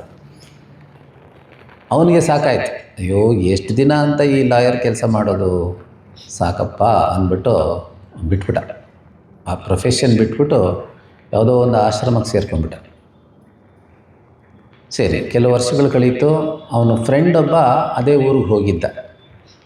ಇವತ್ತು ಯಾರೊಂದು 2-3 ಫ್ರೆಂಡ್ಸ್ ಬಂದಿದ್ರು ನನ್ನನ್ನು ನೋಡೋಕ್ಕೆ. ಆ ಥರ ಅವನ ಫ್ರೆಂಡ್ ಒಬ್ಬ ಆ ಊರಿಗೆ ಹೋದಾಗ ಅವನನ್ನು ನೋಡಬೇಕು ಅಂದ್ಬಿಟ್ಟು ಹುಡ್ಕೊಂಡು ಹೋದ. ಇಂಥ ಕಡೆ ಇಂಥ ಆಶ್ರಮದಲ್ಲಿ ಇವರು ಇದ್ದಾರೆ ಅಂತ ವಿಚಾರಿಸಿ ಅವ್ರು ಹೇಳಿದ್ರು, ಇಂಥ ರೂಮ್ ನಂಬರ್ಲಿದ್ದಾರೆ, ಹೋಗಿ ಅಂತ. ಅವನು ಹೋಗ್ತಾನೆ, ರೂಮಲ್ಲಿ ಬಾಗಿಲು ತಟ್ತಾನೆ. ಅವನು ಫ್ರೆಂಡು, ಲಾಯರ್ ಫ್ರೆಂಡು, ಹಳೆ ಲಾಯರ್. ಬಾಗಿಲು ತಟ್ಟು, ಬಾರಪ್ಪ ಅಂತ ಕೂತ್ಕೊಂಡು ಮಾತಾಡಿಸ್ತಾರೆ. ಆಮೇಲೆ ಎಲ್ಲ ಮಾತು ಶುರುವಿನಲ್ಲಿ ಕೆಲವು ಮಾತಿರುತ್ತಲ್ಲ, ಅದೆಲ್ಲ ಮುಗಿದ ಮೇಲೆ, ಈಗ ನೀನು ಇಲ್ಲಿ ಏನು ಮಾಡ್ತಾ ಇದೆಯಾ ಅಂತ ಕೇಳ್ತಾನೆ. ಕುತೂಹಲ ಇರುತ್ತಲ್ವ. ಅವಾಗ ಅವನು ಹೇಳ್ತಾನೆ, ನಾನಾ ಈಗ ಆಶ್ರಮದ ಲಾ ಕೇಸೆಲ್ಲ ನಾನೇ ನೋಡ್ಕೊತಾ ಇದ್ದೀನಿ. ಆಶ್ರಮದ ಲಾ ಕೇಸೆಲ್ಲ ನಾನೇ ನೋಡ್ಕೊತಾ ಇದ್ದೀನಿ. ಅಂದರೆ ನಮ್ಮ ಸ್ವಧರ್ಮ ಬಿಟ್ಟು ಎಲ್ಲೂ ಓಡೋಗೋಕ್ಕಾಗಲ್ಲ. ಓಡೋದ್ರೆ ಅದು ಹಿಂದೆನೇ ಬರುತ್ತೆ. ಯಾಕೆ ಅಂತಂದರೆ ಸ್ವಧರ್ಮದ ಫಲ ನಮಗೆ ಸಿಗೋ ತನಕ, ಸ್ವಧರ್ಮ ಅನುಷ್ಠಾನದ ಫಲ ಸಿಗೋ ತನಕ ನಾವು ಬಿಡೋಕ್ಕಾಗಲ್ಲ. ಫಲ ಸಿಕ್ಕಿದ ಮೇಲೆ ಅದೇ ಬಿಟ್ಟು ಹೋಗುತ್ತೆ ನಮ್ಮನ್ನು. ಡ್ಯೂಟಿದು ಫಲ ಏನಿದೆ ಅದರಿಂದ ಅದು ನಮಗೆ ಸಿಗೋ ತನಕ ಡ್ಯೂಟಿಯಿಂದ ಸ್ವಲ್ಪ ಇನ್ನರ್ ಗ್ರೋತ್ ಆಗಬೇಕು. Purpose of duty is inner growth. ಅದು ಆಗೋ ತನಕ ನಾವು ಡ್ಯೂಟಿ ಬಿಡೋಕ್ಕಾಗಲ್ಲ. ಬಿಟ್ಟರೆ ನಮ್ಮಿಂದನೇ ಬರುತ್ತದು. ಇನ್ನರ್ ಗ್ರೋತ್ ಆದಾಗ ಅದೇ ನಮ್ಮನ್ನು ಬಿಟ್ಟು ಹೋಗುತ್ತೆ. ನಾವೇನು ಬಿಡಬೇಕಾಗಿಲ್ಲ. ಈ ಮರದಿಂದ ಹಣ್ಣು ಬಿದ್ದಂಗೆ. ಸೊ ಇಲ್ಲಿ ಹೇಳ್ತಾರೆ, ಯೋಗಿನಃ ಕರ್ಮ ಕುರುವಂತಿ ಸಂಗಂ ತ್ಯಕ್ತ್ವ ಆತ್ಮಶುದ್ಧಯೇ. ಆತ್ಮಶುದ್ಧಿ ಅಂದರೆ ಚಿತ್ತಶುದ್ಧಿ, ಅಂತಃಕರಣ ಶುದ್ಧಿಗೋಸ್ಕರ. ಸೊ ಸಾಧಕರು ಕರ್ಮ ಮಾಡಬೇಕು. ಅವರ ಸ್ವಧರ್ಮವನ್ನು, ಯೋಗಿ ಅಂದರೆ ಇಲ್ಲಿ ಸಾಧಕರು, ಮುಮುಕ್ಷುಗಳು, ಅವರು ಯಾವುದಾದ್ರು ಒಂದು ರೂಪದಲ್ಲಿ ಸಮಾಜ ಸೇವೆ ಮಾಡಬೇಕು, ಸ್ವಧರ್ಮ ಅನುಷ್ಠಾನ ಮಾಡಬೇಕು. ಯಾತಕ್ಕೋಸ್ಕರ? ನನ್ನ ಅಂತಿಮ ಗುರಿ ಜ್ಞಾನ ಅಲ್ವಾ? ನಾನು ಅದಕ್ಕೆ ಡೈರೆಕ್ಟಾಗಿ ಹೊಟ್ಟೋಗ್ತೀನಿ, ಉಪನಿಷತ್ ಅಧ್ಯಯನ ಕೊಟ್ಟೋಗ್ತೀನಿ, ನಂಗೆ ಬೇರೆ ಏನು ಬೇಡ ಅಲ್ಲ. ಓಕೆ, ಬಟ್ ಅದಕ್ಕೆ ರೆಡಿ ಆಗಿರಬೇಕಲ್ಲ, ನಮ್ಮ ಮನಸ್ಸು ಬುದ್ಧಿ ರೆಡಿ ಆಗಬೇಕಲ್ಲ. ಮನಸ್ಸು ಶುದ್ಧಿ ಆಗಬೇಕು, ಬುದ್ಧಿ ಸೂಕ್ಷ್ಮ ಆಗಬೇಕು. ಎರಡು ಕೆಲಸ ಆಗಬೇಕು. ಮನಸ್ಸು ಶುದ್ಧಿ ಆಗಬೇಕು, ಬುದ್ಧಿ ಸೂಕ್ಷ್ಮ ಆಗಬೇಕು. ಅದಕ್ಕೆ ಕರ್ಮಯೋಗದಲ್ಲಿ ಎರಡು ಥರ. ಒಂದು ಮಾಮೂಲಿ ಕರ್ಮಯೋಗ ಏನು ಹೇಳ್ತೀವಿ, ಇನ್ನೊಂದು ಉಪಾಸನೆಗಳು. ಉಪಾಸನೆಯೂ ಕರ್ಮನೇ, ಮಾನಸಿಕ ಕರ್ಮ. ಉಪಾಸನೆಯಿಂದ ಚಿತ್ತ ಏಕಾಗ್ರತೆ ಬರುತ್ತೆ. ವಿರಾಟ್ ಉಪಾಸನೆಯಿಂದ ಚಿತ್ತ ವಿಶಾಲತಾ, ಬ್ರಾಡ್ ಮೈಂಡ್. ನಾನು ಹೇಳಿದ್ನಲ್ಲ, ಶುದ್ಧ ಮನಸ್ಸು, ಏಕಾಗ್ರತೆ ಇರುವಂಥ ಮನಸ್ಸು, ವಿಶಾಲ ಮನಸ್ಸು, ಸಣ್ಣ ಬುದ್ಧಿ ಕತೆ ಹೇಳಿದ್ನಲ್ಲ. ಸೊ ಇದು ಮೂರೂ ಬರಬೇಕು ಮನುಷ್ಯನಿಗೆ. ಆಗಲೇ ಅವನು ಜ್ಞಾನಯೋಗ್ಯತೆ ಪ್ರಾಪ್ತಿಯಾಗೋದು ಅವನಿಗೆ. ಇಲ್ದರೆ ಈಸ್ ನಾಟ್ ಫಿಟ್ ಅಂದರೆ ಏನು? ಆ ಜ್ಞಾನದಿಂದ ಏನು ಪ್ರಯೋಜನ ಆಗಬೇಕೋ ಆಗೋದಿಲ್ಲ. He cannot digest that knowledge properly. So ಆತ್ಮಶುದ್ಧಯೇ ಯೋಗಿನಃ ಕರ್ಮ ಕುರುವಂತಿ ಸಂಗಮ್ ತ್ಯಕ್ತ್ವ ಹಿಂದಿನ ಶ್ಲೋಕದಲ್ಲೂ ಬಂದಿತ್ತು. Very very important. ಎಲ್ಲ ಕಡೆಯೂ ಶ್ರೀಕೃಷ್ಣ ಸಂಗಮ್ ಸಂಘ means attachment to the finite ಕರ್ಮಫಲ, ಅಟ್ಯಾಚ್ಮೆಂಟ್ ಟು ದ ಲಿಮಿಟೆಡ್ ಕರ್ಮಫಲ, attachment to the material result of karma. That is ಸಂಗಮ್ ತ್ಯಕ್ತ್ವ. ಸಂಘ ಅಂದರೆ ಅದು, ತ್ಯಕ್ತ್ವ ಅಂದರೆ ಅದನ್ನು ತ್ಯಜಿಸಿ. ಮತ್ತು ಯಾವುದರಿಂದ ಕರ್ಮ ಮಾಡೋದು? ಕಾಯೇನ ಮನಸ ಬುದ್ಧಿಯ ಇಂದ್ರಿಯೈ. ಇದೇ ನಮ್ಮ ವ್ಯಕ್ತಿತ್ವ. ಶರೀರ, ಮನಸ್ಸು, ಬುದ್ಧಿ, ಇಂದ್ರಿಯಗಳು. ಏನೇ ಕರ್ಮ ಮಾಡಿದ್ರೆ ಇದು 4 ಮೂಲಕ ತಾನೆ. Body, mind, intellect and sense organs. These are the 4 instruments we use for performing actions. ಇಲ್ಲೊಂದು ಹೇಳ್ತಾರೆ ಕೇವಲೈಹಿ. ಇಲ್ಲಿ ಕೇವಲ ಅಂದರೆ ಶಂಕರಾಚಾರ್ಯರು ಹೇಳ್ತಾರೆ ಮಮತ್ವವರ್ಜಿತೈಹಿ. ಮಮತ್ವ ಇಲ್ಲದೇ ನಾವು ಈ ಕರ್ಮಗಳನ್ನು ಮಾಡೋದು. ಮಮತ್ವ ಅಂದ್ರೇನು? ನನಗೋಸ್ಕರ ಏನೋ ಬೇಕಾಗಿದೆ, ನನ್ನ ವೈಯಕ್ತಿಕ ಲಾಭಕ್ಕೋಸ್ಕರ ಏನೋ ಬೇಕಾಗಿದೆ, ಈ ವಿಚಾರ ಇಲ್ಲದೆ. ಸೊ ಕರ್ಮಯೋಗದಲ್ಲಿ ಫಲತ್ಯಾಗ ಅಂತಂದ್ರೆ ಏನು? ಪರ್ಸನಲ್ ರಿವಾರ್ಡ್ ಅಂತ ಏನು ಹೇಳ್ತೀವಲ್ಲ, ಈ ಕರ್ಮ ಮಾಡೋದ್ರಿಂದ ನನಗೆ ಒಳ್ಳೆಯ ಹೆಸರು ಬರುತ್ತೆ, ನನಗೆ ಜನರು ಫ್ರೆಂಡ್ ಆಗ್ತಾರೆ, ಜಾಸ್ತಿ ಜನ ನನಗೆ ಪಾಪ್ಯುಲಾರಿಟಿ ಬರುತ್ತೆ, ಅಧಿಕಾರ ಬರುತ್ತೆ, ಅಥವಾ ಇನ್ನೇನೋ ವೈಯಕ್ತಿಕ ಲಾಭ ಬರುತ್ತಲ್ಲ, ಅದು ಮುಖ್ಯ ಆಗಬಾರ್ದು. ನಾನು ಭಗವಂತನ ಸೇವೆ, ಸಮಾಜ ಸೇವೆ, ದೇಶ ಸೇವೆ, ಅದು ಉತ್ಕೃಷ್ಟವಾದ ಗುರಿಯನ್ನಿಟ್ಕೊಂಡು ಮಾಡಿದಾಗ ಅದು ಕರ್ಮಯೋಗ ಆಗುತ್ತೆ. ಸೊ ನನ್ನ ವೈಯಕ್ತಿಕ ಲಾಭ ಮುಖ್ಯ ಅಲ್ಲ, ಮುಖ್ಯ ಯಾವುದೋ ಇದರಿಂದ ಸಮಾಜಕ್ಕೆ, ದೇಶಕ್ಕೆ, ಭಗವಂತನಿಗೆ ತೃಪ್ತಿ ಆಗಬೇಕು. ಆ ಭಾವನೆಯಿಂದ ಮಾಡಿದಾಗ ಅದು ಕರ್ಮಯೋಗ ಆಗುತ್ತೆ. ಅದಕ್ಕೆ ಇಲ್ಲಿ ಕೇವಲೈಹಿ ಅನ್ನೋ ಪದ ಇದೆ. ಕೇವಲೈಹಿ ಇಂದ್ರಿಯೈಹಿ ಅಂತಿದೆ. ಆದರೆ ಶಂಕರಾಚಾರ್ಯ ಹೇಳ್ತಾರೆ ಕೇವಲ ಅನ್ನೋ ಪದ 4ಕ್ಕೂ ಕನೆಕ್ಟ್ ಮಾಡಬೇಕು. ಶರೀರ, ಮನಸ್ಸು, ಬುದ್ಧಿ, ಇಂದ್ರಿಯಗಳು. ಅಂದರೆ ಎಲ್ಲ ಕರ್ಮಗಳನ್ನು ಕೂಡ ಮಮಕಾರ ಇಲ್ಲದೆ, ಮಮತ್ವ ಬುದ್ಧಿ ಇಲ್ಲದೆ. ಮಮತ್ವ ಬುದ್ಧಿ ಅಂದ್ರೇನು? ನನಗೋಸ್ಕರ ಮಾಡ್ತಾ ಇದ್ದೀನಿ ಅನ್ನುವಂಥ ವಿಚಾರ ಇಲ್ಲದೆ ಅಂತ ಇಲ್ಲಿ ಹೇಳ್ತಾರೆ. ಈಶ್ವರಾಯ ಕರ್ಮ ಕರೋಮಿ ನ ಮಮ ಫಲಾಯ ಅಂತ ಭಾಷ್ಯದಲ್ಲಿ ಹೇಳ್ತಾರೆ. ನಾನು ಮಾಡ್ತಿರೋದು ಈಶ್ವರಾಯ, ಭಗವಂತನಿಗೋಸ್ಕರ. ನನಗೇನೋ ವೈಯಕ್ತಿಕವಾಗಿ ಏನೋ ಲಾಭ ಆಗಬೇಕು ಅಂತಲ್ಲ. ವೈಯಕ್ತಿಕವಾಗಿ ಲಾಭ ಆಗ್ಬೋದು, ಬಟ್ ಅದು ಮುಖ್ಯ ಅಲ್ಲ. ನಾನು ಮುಖ್ಯ ಗುರಿ ಏನು? ತೃಪ್ತಿ, ಭಗವಂತನಿಗೆ ತೃಪ್ತಿ ಆಗಲಿ, ಹೆಚ್ಚಿನ ಜನರಿಗೆ ಒಳ್ಳೆಯದಾಗಲಿ ಅನ್ನೋದು ನನ್ನ ಗುರಿ. ಆ ರೀತಿ ಭಾವನೆಯಿಂದ ಮಾಡೋದಿದೆಯಲ್ಲ, ಅದು ಈ ಕರ್ಮವನ್ನು ಯೋಗವನ್ನಾಗಿ ಪರಿವರ್ತನೆ ಮಾಡುತ್ತೆ ಅಂತ ಶ್ರೀಕೃಷ್ಣ ಇಲ್ಲಿ ಸ್ಪಷ್ಟಪಡಿಸ್ತಾ ಇದ್ದಾನೆ. ಆಮೇಲೆ ಮುಂದಿನ ಶ್ಲೋಕದಲ್ಲಿ ಯಾವಾಗಲೂ ಹಾಗೆ, ಹೀಗೆ ಮಾಡಿದ್ರೆ ಒಳ್ಳೆಯದು, ನಿನಗೆ ಒಳ್ಳೆಯದಾಗತ್ತೆ, ಇಲ್ಲ ಹೆದರಿಸ್ತಾನೆ. ಸೊ ಈಗ ಯುಕ್ತಃ ಕರ್ಮಫಲಂ ತ್ಯಕ್ತ್ವಾ ಕರ್ಮಫಲಂ ತ್ಯಕ್ತ್ವಾ ಶಾಂತಿಮಾಪ್ನೋತಿ ನೈಷ್ಠಿಕೀಂ ಶಾಂತಿಮಾಪ್ನೋತಿ ನೈಷ್ಠಿಕೀಂ ಅಯುಕ್ತಃ ಕಾಮಕಾರೇಣ ಅಯುಕ್ತಃ ಕಾಮಕಾರೇಣ ಫಲೇ ಸಕ್ತೋ ನಿಬಧ್ಯತೆ ಫಲೇ ಸಕ್ತೋ ನಿಬಧ್ಯತೆ ಯುಕ್ತಃ ಕರ್ಮಫಲಂ ತ್ಯಕ್ತ್ವಾ ಶಾಂತಿಮಾಪ್ನೋತಿ ನೈಷ್ಠಿಕೀಂ ಅಯುಕ್ತಃ ಕಾಮಕಾರೇಣ ಫಲೇ ಸಕ್ತೋ ನಿಬಧ್ಯತೆ. ಸೊ ಇಲ್ಲಿ ಎರಡು ಪದ ಬಳಸಿದಾನೆ ಶ್ರೀಕೃಷ್ಣ, ಯುಕ್ತ ಅಯುಕ್ತ. ಗೀತೆಯಲ್ಲಿ ಬೇರೆ ಬೇರೆ ಕಡೆ ಈ ಎರಡು ಪದ ಬರುತ್ತೆ, ಯುಕ್ತ ಅಯುಕ್ತ. ಸ್ವಲ್ಪ ಮೀನಿಂಗ್ ವ್ಯತ್ಯಾಸ ಆಗುತ್ತೆ. ಸಾಮಾನ್ಯವಾಗಿ ಯುಕ್ತ ಅಂದರೆ ಇಂಟೆಗ್ರೇಟೆಡ್ ಪರ್ಸನಾಲಿಟಿ, ಅಯುಕ್ತ ಅಂದರೆ ಡಿಸ್ಇಂಟಿಗ್ರೇಟೆಡ್ ಪರ್ಸನಾಲಿಟಿ. ಇಂಟೆಗ್ರೇಟೆಡ್ ಅಂದರೆ ಏನು? ಶರೀರ, ಮನಸ್ಸು, ಬುದ್ಧಿ, ಇಂದ್ರಿಯಗಳೆಲ್ಲ ಒಂದಕ್ಕೊಂದು ಹೊಂದಿಕೊಂಡು ಕೆಲಸ ಮಾಡುತ್ತೆ, ಒಂದು ಕಡೆ ಇಳಿಯೋದಲ್ಲ. ಬುದ್ಧಿ ಏನು ವಿಚಾರ ಮಾಡುತ್ತೋ ಅದಕ್ಕೆ ಮನಸ್ಸು, ಇಂದ್ರಿಯಗಳೆಲ್ಲ ಸಹಕಾರ ಮಾಡುತ್ತೆ. ಬುದ್ಧಿ ಏನು ಹೇಳೋದು, ಮನಸ್ಸು ಇನ್ನೊಂದು ಕಡೆ ಹೇಳ್ಕೊಂಡು ಹೋಗೋದು, ಆ ಥರ ಆದರೆ ಡಿಸ್ಇಂಟಿಗ್ರೇಟೆಡ್ ಪರ್ಸ್ನಾಲಿಟಿ, ಸ್ಪ್ಲಿಟ್ ಪರ್ಸ್ನಾಲಿಟಿ ಅಂತೆಲ್ಲ ಹೇಳ್ತಾರೆ. ಸೊ ಇಲ್ಲ ಆ ಥರ ಅಲ್ಲ, ಸ್ವಲ್ಪ ಮೀನಿಂಗ್ ಡಿಫ್ರೆನ್ಸ್ ಇದೆ. ಇಲ್ಲಿ ಯುಕ್ತ ಅಂತಂದರೆ ಕರ್ಮಯೋಗಿ, ಯುಕ್ತ ಮೀನ್ಸ್ ಕರ್ಮಯೋಗಿ. ಅಯುಕ್ತ ಅಂದರೆ ಕರ್ಮಿ. ಕರ್ಮಿ ಅಂದರೆ ಅವರು ಸಕಾಮ ಕರ್ಮವನ್ನು ಮಾಡೋರು, ಅನಿತ್ಯ ಫಲಕ್ಕೋಸ್ಕರ ಅದನ್ನೇ ಪರಮ ಗುರಿಯಾಗಿಟ್ಕೊಂಡು, ಮುಖ್ಯ ಗುರಿಯಾಗಿಟ್ಕೊಂಡು ಕರ್ಮವನ್ನು ಮಾಡೋನು. ಸೊ ಯುಕ್ತ ಅಯುಕ್ತ ಇಬ್ಬರಿಗೂ ಸಿಗೋ ಫಲ ಬೇರೆ ಬೇರೆ, ಇಬ್ಬರಿಗೂ ಅಲ್ಟಿಮೇಟ್ ಆಗಿ ಸಿಗುವಂಥ ಫಲ ಬೇರೆ ಬೇರೆ ಫಲ ಬರುತ್ತೆ. ಯುಕ್ತನಿಗೇನು ಸಿಗುತ್ತೆ, ಕರ್ಮಯೋಗಿಗೇನು ಸಿಗುತ್ತೆ? ಕರ್ಮಫಲಂ ತ್ಯಕ್ತ್ವಾ ಶಾಂತಿಮಾಪ್ನೋತಿ ನೈಷ್ಠಿಕೀಂ. ಅವನಿಗೆ ನೈಷ್ಠಿಕೀಂ ಶಾಂತಿ ಸಿಗತ್ತೆ. ನೈಷ್ಠಿಕಿ ಶಾಂತಿ ಅಂದ್ರೇನು? ಶಂಕರಾಚಾರ್ಯ ಹೇಳ್ತಾರೆ, ನಿಷ್ಠಾಯಾಂ ಭವಾಂ.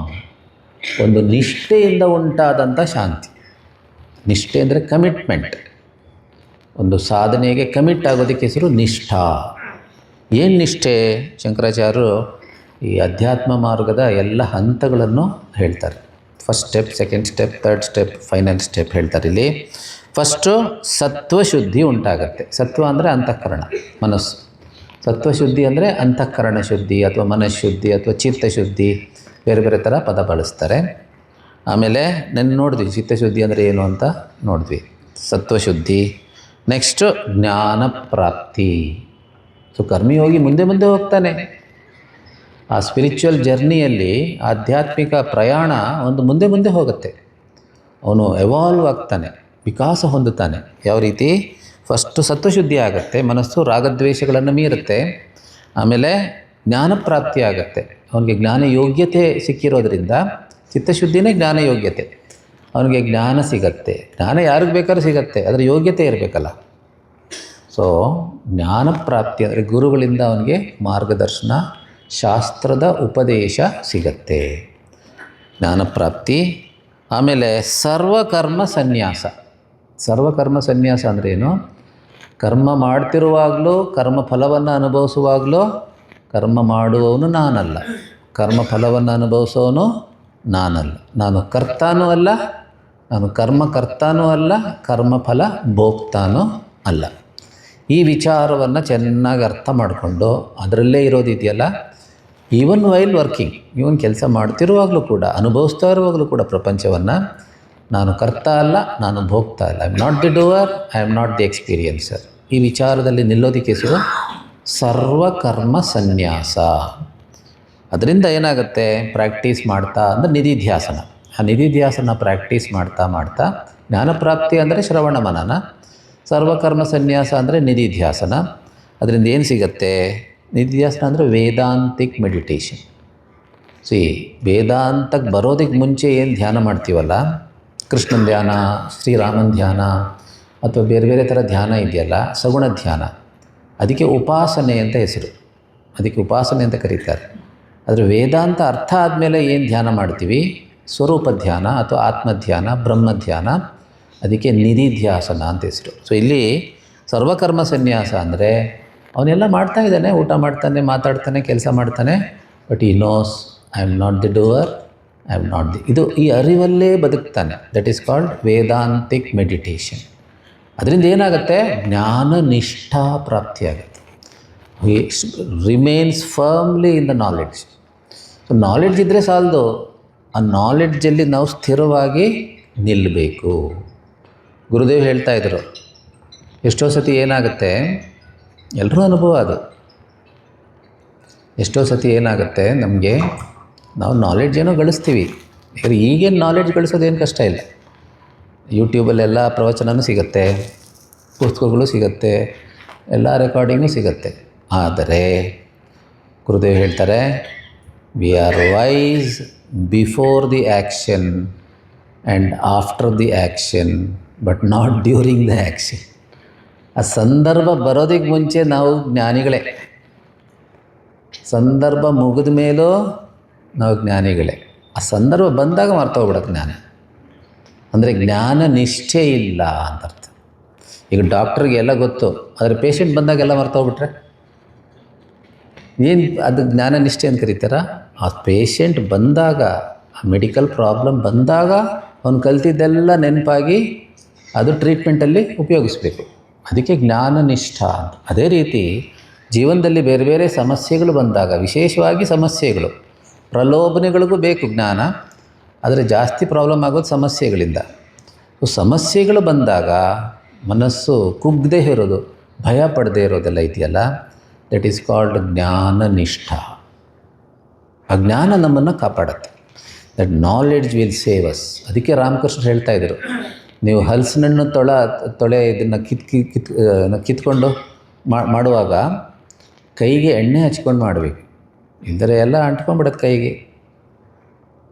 ಆ ಥರ ಪ್ರಪಂಚದಲ್ಲಿ ವ್ಯವಹಾರ ಮಾಡುವಾಗ ಬುದ್ಧಿಗೆ ಮತ್ತು ಮನಸ್ಸಿಗೆ ಭಕ್ತಿ ಮತ್ತು ಜ್ಞಾನ ಅನ್ನೋ ಎಣ್ಣೆ ಹಚ್ಚಬೇಕು. ಇಲ್ಲದಿದ್ದರೆ ಬೇರೆ ಬೇರೆ ಥರ ಸಿಗಾಕೊಂಡ್ಬಿಡ್ತೀವಿ. ಬೇರೆ ಬೇರೆ ಥರ ಒಂದು ಸಿಚುವೇಶನ್ ಸಾಕು, ಮನಸ್ಸೆಲ್ಲ ಹೋಗೋಗ್ಬಿಡತ್ತೆ. ಯಾರೋ ಏನೋ ಹೇಳಿದ್ರು ಅದು ಸಾಕು, ಅವ್ರು ಹಿಂಗಂದ್ರು ಇವ್ರು ಹಿಂಗಂದ್ರು, ಮುಗಿದೋಯ್ತು ಕತೆ ನಮ್ಮದು. ಏನೋ ನಷ್ಟ ಆಯಿತು, ಏನೋ ಅವಮಾನ ಆಯಿತು, ಹೋಯ್ತು. ಜ್ಞಾನನಿಷ್ಠೆ ಇಲ್ಲವೇ ಇಲ್ಲ. ಜ್ಞಾನ ಇದೆ, ಜ್ಞಾನನಿಷ್ಠೆ ಇಲ್ಲ. ಅದು ಕಾಮನ್, ಎಲ್ರದ್ದು ಅನುಭವ. ಆ ಜ್ಞಾನನಿಷ್ಠೆ ಬರಬೇಕಾದ್ರೆ ನಿಧಿಧ್ಯಾಸನ, ವೇದಾಂತಿಕ್ ಮೆಡಿಟೇಷನ್ ಮಾಡಬೇಕು. ಅದನ್ನೇ ಹೇಳ್ತಿರೋದು. ಸೊ ಕರ್ಮಯೋಗಿ ಆದವನು ಹಂತ ಹಂತವಾಗಿ ಮುಂದೆ ಹೋಗಿ ಆ ಜ್ಞಾನ ನಿಷ್ಠೆಯಲ್ಲಿ ನಿಲ್ತಾನೆ.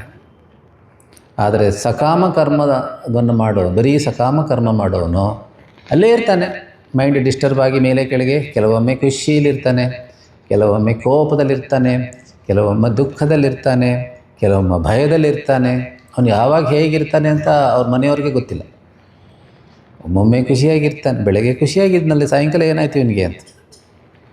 ಬೆಳಿಗ್ಗೆ ಸಂತೋಷವಾಗಿ ನಗ್ನಕ್ಕೊಂಡಿದ್ದ, ಸಾಯಂಕಾಲ ಬರೋಷ್ಟರಲ್ಲಿ ಏನಾಯಿತು, ಆಫೀಸಲ್ಲಿ ಏನೋ ಗಲಾಟೆ ಆಗಿದೆ, ಆ ಕೋಪನ ಮನೆಯಲ್ಲಿರೋರ ಮೇಲೆ ತೀರಿಸ್ಕೊಂಡ್ಬಿಡ್ತಾನೆ ಅಲ್ವಾ.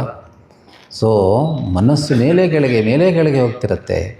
ಅದರಿಂದ ಅಯುಕ್ತ ಕಾಮಕಾರೇಣ ಅಂದರೆ ಕಾಮ ಪ್ರೇರಿತೆಯ. ಸೊ ಅವನು ಕರ್ಮ ಮಾಡುವಾಗ ನಾನು ಮುಮುಕ್ಷು ಅಂತೇನು ಕರ್ಮ ಮಾಡಲ್ಲ. ಅವನಿಗೇನೋ ಆ ಫಲ ಸಿಗತ್ತಲ್ಲ, ಅದಕ್ಕೋಸ್ಕರ ಕರ್ಮ. ಅನಿತ್ಯ ಫಲ ಸಿಗತ್ತಲ್ಲ, ಅದೇ ನನ್ನ ಕರ್ಮದ ಉದ್ದೇಶ, ಬೇರೆ ಯಾವ ಉದ್ದೇಶನೂ ಇಲ್ಲ. ಸೊ ದ ಮೋಟಿವ್ ಈಸ್, ಹೇತು ಏನು, ದ ಟೆಂಪ್ರರಿ ರಿಸಲ್ಟ್ ಆಫ್ ಕರ್ಮ, ಫಲಮಶಾಶ್ವತಂ. ಅವನು ಫಲೇ ಸಕ್ತೋ, ಆ ಅನಿತ್ಯ ಫಲವನ್ನು ಹಚ್ಕೊಂಡು ನಿಬದ್ಧತೆ ಅಂದರೆ ಬಂಧನಕ್ಕೆ ಒಳಗಾಗ್ತಾನೆ. ಅಂದರೆ ಅವನ ಮನಸ್ಸು ಹೇಗಿದೆ ಅಂತ ಅವನಿಗೆ ಗೊತ್ತಿಲ್ಲ, ಮನಸ್ಸು ಯಾವಾಗ ಹೇಗಿರುತ್ತೆ ಅವನಿಗೆ ಗೊತ್ತಿಲ್ಲ. ಮನಸ್ಸಿನ ಗುಲಾಮ ಆಗಿಬಿಡ್ತಾನೆ, ಪರಿಸ್ಥಿತಿಗಳ ಗುಲಾಮ ಆಗ್ತಾನೆ. ಅವನು ಯಾವಾಗ ನಗ್ನಗ್ತಾ ಇರ್ತಾನೋ, ಯಾವಾಗ ಕೋಪದಲ್ಲಿರ್ತಾನೋ ಯಾರು ಏನು ಹೇಳೋಕ್ಕಾಗಲ್ಲ. ಸೊ ಅದರಿಂದ ಅವನು ಮೇಲೆ ಕೆಳಗೆ ಹೋಗ್ತಿರ್ತಾನೆ. ಅವನ ಮನಸ್ಸು ಒಮ್ಮೊಮ್ಮೆ ಖುಷಿ, ಒಮ್ಮೊಮ್ಮೆ ಕೋಪ, ಒಮ್ಮೊಮ್ಮೆ ಅಸೂಯೆ, ಒಮ್ಮೊಮ್ಮೆ ಭಯ, ಈ ರೀತಿ ಮನಸ್ಸು ಭಾಳ ಚಂಚಲವಾಗಿರುತ್ತೆ ಅವನ ಮನಸ್ಸು ಅಂತ. ಅದೇ ಬಂಧನ. ಆ ಚಂಚಲ ಮನಸ್ಸೇ ಬಂಧನ. ಯಾಕಂದರೆ ಅದು ನಮಗೆ ಸ್ವಾತಂತ್ರ್ಯ ಇಲ್ಲ. ಏನೋ ಮಾಡಬೇಕು ಅಂದ್ಕೊತೀವಿ, ಆಗಲ್ಲ. ಏನೋ ಒಂದು ಪ್ರವಚನ ಕೇಳಬೇಕು ಅಂದ್ಕೊತೀವಿ, ಮನಸ್ಸು ಎಲ್ಲೆಲ್ಲೋ ಹೋಗ್ತಾ ಇದೆ, ಪ್ರವಚನ ಕೇಳೋಕ್ಕಾಗತ್ತಾ? ಸೊ ಕರ್ಮಿ ಅವನ ಮನಸ್ಸನ್ನು ಅವನ ಅಧೀನದಲ್ಲಿ ಇಟ್ಕೊಂಡಿಲ್ಲ, ಅದರಿಂದ ಅದೇ ಬಂಧನ. ಸೊ ಶ್ರೀಕೃಷ್ಣ ಈ 5ನೇ ಅಧ್ಯಾಯದಲ್ಲೂ ಕೂಡ ಈ ಕರ್ಮಯೋಗವೇ ಸನ್ಯಾಸಕ್ಕೆ ಅಂದರೆ ಜ್ಞಾನಕ್ಕೆ ಹೆಜ್ಜೆ, it is stepping stone to self knowledge ಅಂತ ಅದನ್ನು ಮತ್ತೆ ಹೇಳಿದ್ದಾನೆ. ಈಗ 6ನೇ ಅಧ್ಯಾಯದಲ್ಲಿ ಏನು ಹೇಳ್ತಾನೆ ನೋಡೋಣ. ಧ್ಯಾನ ಯೋಗ. ಧ್ಯಾನ ಯೋಗದಲ್ಲಿ ಮೊದಲನೇ 4 ಶ್ಲೋಕ ಅಷ್ಟೇ.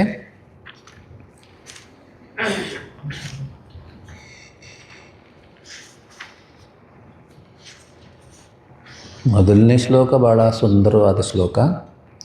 ಶ್ರೀ ಭಗವಾನುವಾಚ श्रीभगवानुवाच ಅನಾಶ್ರಿತಃ ಕರ್ಮಫಲಂ अनाश्रितः कर्मफलं ಕಾರ್ಯಂ ಕರ್ಮ ಕರೋತಿ ಯಃ कार्यं कर्म करोति यः ಸ ಸನ್ಯಾಸಿ ಚ ಯೋಗಿ ಚ सन्न्यासी च योगी च ನ ನಿರಗ್ನಿರ್ನ ಚಾಕ್ರಿಯಃ. न निरग्निर्न चाक्रियः ಶ್ರೀ ಭಗವಾನ್ उवाच अनाश्रितः कर्मफलं कार्यं कर्म करोति यः स सन्न्यासी च योगी च न निरग्निर्न चाक्रियः.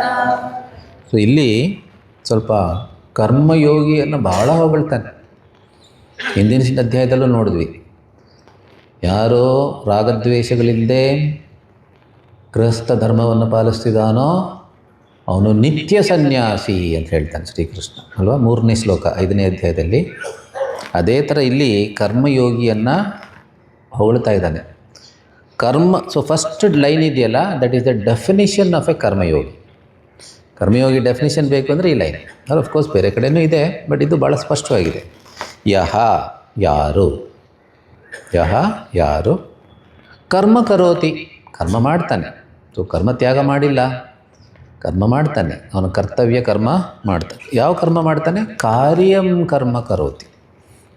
ಸೊ ಯಹ ಯಾರು ಕರ್ಮ ಕರೋತಿ, is leading an active life. But ಯಾವ ಕರ್ಮ ಮಾಡ್ತಾನೆ? ಕಾರ್ಯಂ ಕರ್ಮ ಕರೋತಿ, ಕರ್ತವ್ಯ ಕರ್ಮ. ಕಾರ್ಯಕರ್ಮ ಅಂದರೆ ಕರ್ತವ್ಯ ಕರ್ಮ. ಸಂಪ್ರದಾಯದ ಭಾಷೆಯಲ್ಲಿ ಹೇಳೋದಾದರೆ ನಿತ್ಯ ನೈಮಿತ್ತಿಕ ಕರ್ಮಗಳು, ಡೈಲಿ ಆ್ಯಂಡ್ ಒಕೇಶನಲ್ ಡ್ಯೂಟೀಸ್. ಅದು ವೈದಿಕ ಅರ್ಥದಲ್ಲೂ ತೊಗೊಬೋದು, ಲೌಕಿಕ ಅರ್ಥದಲ್ಲೂ ತೊಗೊಬೋದು. ಸೊ ನಿತ್ಯ ನೈಮಿತ್ತಿಕ ಕರ್ಮ ಅಥವಾ ಸ್ವಧರ್ಮ ಅಂತ ಕರಿಬೋದು, ಅಥವಾ ಅಲ್ಲಿ ಕರ್ತವ್ಯ ಕರ್ಮ ಅಂತ ಕರಿಬೋದು, ಅಥವಾ ನಿತ್ಯ ನೈಮಿತ್ತಿಕ ಕರ್ಮಗಳನ್ನು ಮಾಡ್ತಾನೆ. ಆದರೆ ಮೇನ್ ಪಾಯಿಂಟ್ ಇಲ್ಲಿ ಕರ್ಮಫಲಂ ಅನಾಶ್ರಿತ. ಕರ್ಮಕ್ಕೆ ಫಲ ಇದ್ದೇ ಇದೆ, ಅನಿತ್ಯ ಫಲ. ಕರ್ಮಕ್ಕೆ ಯಾವಾಗಲೂ ಅನಿತ್ಯ ಫಲನೇ. ಕರ್ಮದಿಂದ ಮೋಕ್ಷ ಇಲ್ಲ. ಮೋಕ್ಷ ಅಂದರೆ ಅನಂತ ಫಲ. ಕರ್ಮದಿಂದ ಮೋಕ್ಷ ಇಲ್ಲ, ಜ್ಞಾನದಿಂದಲೇ ಮೋಕ್ಷ ಅಂತ ನಾವು ಸ್ಪಷ್ಟವಾಗಿ ಮನಸ್ಸಲ್ಲಿ ಇಟ್ಕೊಬೇಕು. ಹಾಗಾದರೆ ಕರ್ಮ ಯಾಕೆ ಮಾಡಬೇಕು ಅಂತ ಪ್ರಶ್ನೆ ಬರುತ್ತೆ. ಚಿತ್ತಸ್ಯ ಶುದ್ಧಯೇ ಕರ್ಮ ಅಂತ ವಿವೇಕ ಚೂಡಾಮಣಿಯಲ್ಲಿ ಶಂಕರಾಚಾರ್ಯ ಹೇಳ್ತಾರೆ. ಚಿತ್ತಶುದ್ಧಿಗೋಸ್ಕರ ಕರ್ಮ ಮಾಡು ಅಂತ ಹೇಳ್ತಾರೆ. ಸೊ ಯಾಕಂದರೆ ಚಿತ್ತಶುದ್ಧಿ ಇಲ್ಲದೆ ಜ್ಞಾನಯೋಗ್ಯತೆ ಇಲ್ಲ, ಜ್ಞಾನಯೋಗ್ಯತೆ ಇಲ್ಲದೆ ಜ್ಞಾನ ಇಲ್ಲ. ಜ್ಞಾನ ಅಂದರೆ ಆತ್ಮಜ್ಞಾನ, ಬ್ರಹ್ಮಜ್ಞಾನ. ಜ್ಞಾನ ಇಲ್ಲದೆ ಮೋಕ್ಷ ಇಲ್ಲ, ಮೋಕ್ಷ ಇಲ್ಲದೆ ಆನಂದ ಶಾಂತಿ ಇಲ್ಲ. ಸೊ ಮೋಕ್ಷ ಇಲ್ಲದೆ ಆನಂದ ಶಾಂತಿ, ಸ್ಥಿರವಾದ ಆನಂದ ಶಾಂತಿ ಇಲ್ಲ. ನಾವು ಪರಿಸ್ಥಿತಿಗಳಿಗೆ ಗುಲಾಮರಾಗ್ಬಿಡ್ತೀವಿ, ದೇಹಕ್ಕೆ ಗುಲಾಮರಾಗ್ಬಿಡ್ತೀವಿ. ಸೊ ಆ ರೀತಿ ಗುಲಾಮಗಿರಿ ಬೇಡ. ಅಂದರೆ ನಾವು unconditional happiness, unconditional peace, unconditional love ಇದೆಲ್ರಿಗೂ ಬೇಕು. ಆದರೆ ಇದು ಯಾವುದೋ ಕರ್ಮದ ಫಲ ಅಲ್ಲ. ಇದು 3 ಎಲ್ರಿಗೂ ಬೇಕು. ಈಗ ರಿಲೇಷನ್ಶಿಪ್ಸಲ್ಲಿ ನಾವು ಕಂಡೀಷನಲ್ ಲವ್ ಇಷ್ಟಪಡ್ತೀವೋ, ಅನ್ಕಂಡೀಷನಲ್ ಲವ್ ಇಷ್ಟಪಡ್ತೀವೋ. ಸಪೋಸ್ ಒಬ್ಬ ಹುಡುಗ ಹುಡುಗಿಗೆ ಹೇಳ್ತಾನೆ, I love you because your father is rich. ಆ ಹುಡುಗಿ ಏನಾದರೂ ಖುಷಿ ಪಡ್ತಾಳ? ಪಟ್ ಅಂತ ಹೊಡೆದು ಕಳಿಸ್ತಾಳೆ, ಕೆಡಾವಟ್ ಅಂತ. ಹೌದಾ? ಓ ನನ್ನ ಅಪ್ಪ ಹಣವಂತ ಅಂತ ನೀನು ನನ್ನನ್ನು ಪ್ರೀತಿಸ್ತೀಯಾ? ಯಾರೇ ಇರಲಿ ನಮ್ಮಪ್ಪ ನೀನು ನನ್ನನ್ನು ಪ್ರೀತಿಸ್ಬೋದು. ನಿಜವಾದ ಪ್ರೀತಿ. ಹಣ ಇರಲಿ ಬಿಡಲಿ, ಬಟ್ ಆ ಥರ ಎಲ್ಲ ಪ್ರೀತಿ ಇಲ್ಲವೇ ಇಲ್ಲ ಜಗತ್ತಲ್ಲಿ ಬರೀ ಕಂಡೀಷ್ನಲ್ ಲವ್ವೇ, ಕಂಡೀಷನಲ್ ಹ್ಯಾಪಿನೆಸ್ಸೇ ಎಲ್ಲ. ಆ ಥರ ಬೇಕು ಅಂದರೆ ಅಧ್ಯಾತ್ಮಕ್ಕೆ ಬರಬೇಕು. ಯಾರು ಅಧ್ಯಾತ್ಮದಲ್ಲಿ ತುಂಬ ಮುಂದುವರೆದಿದ್ದಾರೋ ಅವರು ಮಾತ್ರ ಅನ್ಕಂಡೀಷನಲ್ ಲವ್ ತೋರ್ಸೋಕ್ಕೆ ಸಾಧ್ಯ. ಮಿಕ್ಕಿದ್ದೆಲ್ಲ ಲೌಕಿಕ ಪ್ರೀತಿಯೆಲ್ಲ ಕಂಡೀಷನ್ ಮೇಲೆ ನಿಂತಿರೋದು ಅಲ್ವಾ? ಸೊ ಇಲ್ಲಿ ಹೇಳ್ತಾರೆ, ಅನಾಶ್ರಿತ ಕರ್ಮಫಲಂ ಕಾರ್ಯಂ ಕರ್ಮ ಕರೋತಿ ಯಃ. ಕರ್ಮಫಲವನ್ನು ಆಶ್ರಯಿಸಿದೆ ಯಾರೋ ತನ್ನ ಕರ್ತವ್ಯವನ್ನು ಮಾಡ್ತಾನೋ. ಸೊ ಇಲ್ಲಿ ಕರ್ಮಫಲವನ್ನು ಆಶ್ರಯಿಸದೇ ಇರೋದು ಅಂದರೆ ಏನು? ಶಂಕರಾಚಾರ್ಯ ಕರ್ಮಫಲ ತೃಷ್ಣಾರಹಿತ. ತೃಷ್ಣ ಅಂತ ಒಂದು ವರ್ಡ್ ಇದೆ ಸಂಸ್ಕೃತದಲ್ಲಿ. ತೃಷ್ಣ ಅಂದರೆ ತೀವ್ರವಾದ ಬಯಕೆ. ಈಗ ನಮಗೆ ತುಂಬ ಹೊತ್ತಿಂದ ನೀರು ಕುಡ್ದಿಲ್ಲ ಅಂತ ಇಟ್ಕೊಳ್ಳೋಣ. ಇಲ್ಲೇನೋ ನೀರಿದೆ, ಅವಾಗ ಕುಡಿತಾ ಇರ್ತೀನಿ. ಸಪೋಸ್ ಇಲ್ಲ ಅಂದರೆ ತುಂಬ ಕಷ್ಟ ಆಗಿಬಿಡುತ್ತೆ. ಈ ವಿಚಾರ ಎಲ್ಲ ಮರ್ತೋಗ್ಬಿಡುತ್ತೆ. ಯಾಕಂದರೆ ನೀರು ಮೇಲೆ ಗಮನ ಆಗಿಬಿಡುತ್ತೆ, ಗಂಟ್ಲ ಮೇಲೆ ಗಮನ ಬಂದ್ಬಿಡುತ್ತೆ. ಸೊ ತೃಷ್ಣ ಅಂದರೆ ನೀರು ಬೇಕು, ನೀರು ಬೇಕು, ನೀರು ಬೇಕು, ಒಂದೇ ಯೋಚನೆ ಬರೋದಿದೆಯಲ್ಲ ತೃಷ್ಣ. ಅದೇ ಥರ ಇನ್ನೇನೋ ಬೇಕು ಬೇಕು ಬೇಕು ಬೇಕು, ಅದೊಂದೇ ಯೋಚನೆ ಮನಸ್ಸಲ್ಲಿ ಬಂದರೆ ದಟ್ ಈಸ್ ಕಾಲ್ಡ್, ಏನೋ ಬೇಕು ಅಂತಲ್ಲ, ಕ್ಯಾಶುವಲ್ ಬೇಕು ಅಲ್ಲ, ಬೇಕೇ ಬೇಕು. ಇಲ್ಲದೇ ಇದ್ರೆ ನಾನು ನೆಮ್ಮದಿಯಾಗಿರೋಕ್ಕೆ ಸಾಧ್ಯ ಇಲ್ಲ. ದಟ್ ಈಸ್ ಕಾಲ್ಡ್ ತೃಷ್ಣ. ಕೆಲವರು ತೃಷ್ಣ ಅಂತ ಹೆಸರು ಬೇರೆ ಇಟ್ಕೊತಾರೆ, ಅದು ಹೆಂಗೆ ಇಟ್ಕೊತಾರೋ ಗೊತ್ತಿಲ್ಲ. ಅಲ್ಲಿ ಚಿನ್ಮಯ ಮಿಷನ್ ಕೋಲ್ಡ್ ಒನ್ ಸೆಂಟ್ರಲ್ಲಿ ಒಬ್ಬಳಿದ್ಲು ತೃಷ್ಣ ಅಂತ, ಅವಳು ಆ್ಯಕ್ಟಿವ್ ಮೆಂಬರಲ್ಲಿ. ತೃಷ್ಣ ಅಂತ ಯಾಕೆ ಹೆಸರಿಟ್ಕೋರು ಗೊತ್ತಿಲ್ಲ. ಕೆಲವರು ಮಮತಾ ಅಂತ ಹೆಸರಿಟ್ಕೊತಾರೆ, ಹೌದಾ? ಬಟ್ ಭಗವದ್ಗೀತೆ ಪ್ರಕಾರ ಮಮತಾ ತೃಷ್ಣ ಎಲ್ಲ ಕೆಟ್ಟದು, ಒಳ್ಳೆಯದಲ್ಲ. ವೇದಾಂತದ ಪ್ರಕಾರ ಲೌಕಿಕದಲ್ಲಿ ಒಳ್ಳೇದಿರ್ಬೋದೇನೋ ಗೊತ್ತಿಲ್ಲ. ಒಳ್ಳೆಯದು ತೃಷ್ಣ, ಮಮತಾ, ಅಟ್ಯಾಚ್ಮೆಂಟ್ ಒಳ್ಳೆಯದು ಅಂತಲೂ ಹೇಳ್ತಾರೆ ಎಷ್ಟೋ ಜನ. ಆದರೆ ಅದು ಸಂಸಾರದಲ್ಲಿ. ಆದರೆ ವೇದಾಂತದಲ್ಲಿ ತೃಷ್ಣ, ಮಮತಾ ಇದೆಲ್ಲ ಒಳ್ಳೆಯ ಹೆಸರಲ್ಲ. ಸೊ ತೃಷ್ಣ, ಸೊ ಕರ್ಮಫಲ ತೃಷ್ಣಾರಹಿತ. ಸೊ ಅನಾಶ್ರಿತ ಕರ್ಮಫಲ ಅಂದ್ರೇನು? ಈ ಕರ್ಮಫಲದಿಂದಲೇ ನನಗೆ ನೆಮ್ಮದಿ, ಈ ಕರ್ಮಫಲದಿಂದಲೇ ನನಗೆ ಶಾಂತಿ, ಈ ಕರ್ಮಫಲದಿಂದಲೇ ನನಗೆ ಸೆಕ್ಯೂರಿಟಿ, ಈ ಥರ ಮನಸ್ಥಿತಿ ಇದೆಯಲ್ಲ, ದಟ್ ಈಸ್ ಕಾಲ್ಡ್ ಕರ್ಮಫಲ ತೃಷ್ಣ. Emotionally you are totally dependent on the ಕರ್ಮಫಲ, ಅದು ಬಂಧನ. ಸೊ ಕರ್ಮಫಲ ತೃಷ್ಣಾರಹಿತ, ಅನಾಶ್ರಿತ. You are not dependent on the ಕರ್ಮಫಲ for your peace, for your happiness, for your security. ನಾನು ಅಂದ್ಕೊಂಡಿದ್ದು ಸಿಕ್ಕಿದ್ರೆ ಸಂತೋಷ, ಸಿಗಲಿಲ್ಲ ಅಂದರೂ ಸಂತೋಷ. ಈ ಥರ ನಾವು ಪ್ರಾಕ್ಟೀಸ್ ಮಾಡಬೇಕು. ಸಿಕ್ಕಿದ್ರೆ ಒಳ್ಳೆಯದು, ಸಿಗಲಿಲ್ಲ ಅಂದರೂ ಓಕೆ. ಈ ಥರ ಡಿಪೆಂಡೆನ್ಸ್ನ ನಾವು ಮೀರಬೇಕು. We have to go beyond dependence on external factors. Gurudev ಸಂಸಾರಿಗೆ ಒಂದು ಡೆಫಿನೇಷನ್ ಕೊಟ್ಟಿದ್ದಾರೆ. He who depends on external factors to be happy is a ಸಂಸಾರಿ. ಸನ್ಯಾಸಿನೂ ಆ ಥರ ಆಗ್ಬೋದು. ನನ್ನ ಪ್ರವಚನಕ್ಕೆ ಜಾಸ್ತಿ ಜನ ಬಂದರೆ ಮಾತ್ರ ನಂಗೆ ಖುಷಿ, ಅವನು ಸಂಸಾರಿ. ಸ್ವಾಮೀಜಿಗೆ ಸಪೋಸ್ ಇವಾಗ ನನಗೆ ಏನು ಜನ ಕಮ್ಮಿ ಇದ್ದಾರಲ್ಲ ಅಂತ ಬೇಜಾರು ಮಾಡಿಕೊಂಡ್ರೆ ನಾನು ಸಂಸಾರಿ ಆಗಿಬಿಟ್ಟೆ. ಜನ ಬರಲಿ ಬಿಡಲಿ, 10 ಜನ ಇದ್ದರೂ ನಮ್ಮ ಖುಷಿಯಾಗಿ ಮಾತಾಡೋದೆ. ಹಂಗಿದ್ರೆ ಓಕೆ ಸಾಧಕ, ಇಲ್ಲದೇ ಇದ್ರೆ ಸಂಸಾರಿ. ಸಂಸಾರಿ ಅಂದರೆ ಏನು? He who depends on external things to be happy, situations to be happy is a ಸಂಸಾರಿ. ಇಲ್ಲ, ಹೊರಗಡೆ ಏನಾದರೂ ಇತ್ಕೊಳ್ಳಿ, ನಾನು ಏನದು ಯೋಗರತೋವ ಭೋಗರತೋವ ಸಂಗರತೋವ ಸಂಗವಿಹೀನ ಯಸ್ಯ ಚಿತ್ತಂ ಬ್ರಹ್ಮಣಿ ರಮತೆ ನಂದತಿ ನಂದತಿ ನಂದತಿ ಏವ. Unconditionally he is happy, is unconditionally happy. ಹೊರಗಡೆ ಸಿಚುವೇಶನ್ ಏನಾದರೂ ಇತ್ಕೊಳ್ಳಿ, ನನ್ನ happiness does not depend on the external situation, because my very nature is happiness. ಆನಂದ ನನ್ನ ಸ್ವರೂಪವೇ ಆದಮೇಲೆ ನಾನು ಯಾಕೆ ಹೊರಗಡೆ ಡಿಪೆಂಡ್ ಆಗಬೇಕು? ಅದನ್ನು ಡಿಪೆಂಡ್ ಆಗ್ತೀವಿ, ಯಾಕೆಂದರೆ ನಾವು ಬಾಡಿ ಮೈಂಡ್ ಜೊತೆ ಐಡೆಂಟಿಫೈ ಮಾಡಿಕೊಂಡು ನಾನು ಪರಿಚ್ಛಿನ್ನ ಜೀವ, ಜಗತ್ತು ಬೇರೆ, ಜಗತ್ತಿಂದ ನನಗೆ ಸುಖ ಬೇಕು, ಈ ರೀತಿ ಮನಸ್ಥಿತಿ ಎಷ್ಟೋ ಜನ್ಮಗಳಿಂದ ಪ್ರಾಕ್ಟೀಸ್ ಮಾಡಿಬಿಟ್ಟಿದ್ದೀವಿ. ಅದರಿಂದ ತಕ್ಷಣ ಅದನ್ನು ಬದಲಾಯಿಸೋದು ಕಷ್ಟ ಆಗುತ್ತೆ. ಸೊ ನಾಳೆ ಈ ವಿಚಾರ ಮುಂದುವರಿಸೋಣ. ಇನ್ನೊಂದು 3 ಶ್ಲೋಕ ಇದೆ 6ನೇ ಅಧ್ಯಾಯದಲ್ಲಿ. ಆಮೇಲೆ 12ನೇ ಅಧ್ಯಾಯ ನಾಳೆ ಮುಗಿಸಿ ಕೊನೆಯ ದಿವಸ 18ನೇ ಅಧ್ಯಾಯಕ್ಕೆ ಹೋಗೋಣ. ನಾಳೆ 4:15 5:30 ಮಕ್ಕಳಿಗೆ ಒಂದು ವಿಶೇಷ ಕಾರ್ಯಕ್ರಮ ಇದೆ. ಎಲ್ಲರೂ ಕೂಡ ನಿಮ್ಮ ಮಕ್ಕಳು, ಮೊಮ್ಮಕ್ಕಳು ಅಥವಾ ಮರಿಮಕ್ಕಳನ್ನು ಕರ್ಕೊಂಬನ್ನಿ ನಾಳೆ. ಹರಿ ಓಂ. ಓಂ ಸರ್ವೇ ಭವಂತು ಸುಖಿನಃ, ಸರ್ವೇ ಸಂತು ನಿರಾಮಯಾಃ, ಸರ್ವೇ ಭದ್ರಾಣಿ ಪಶ್ಯಂತು, ಮಾ ಕಶ್ಚಿತ್ ದುಃಖಮಾಪ್ನುಯಾತ್. ಅಸತೋ ಮಾ ಸದ್ಗಮಯ ತಮಸೋ ಮಾ ಜ್ಯೋತಿರ್ಗಮಯ, ಮೃತ್ಯೋರ್ಮಾ ಅಮೃತಂ ಗಮಯ. ಓಂ ಶಾಂತಿ ಶಾಂತಿ ಶಾಂತಿ. ಹರಿ ಓಂ. ಶ್ರೀ ಗುರುಭ್ಯೋ ನಮಃ. ಹರಿ ಓಂ. ಹರಿ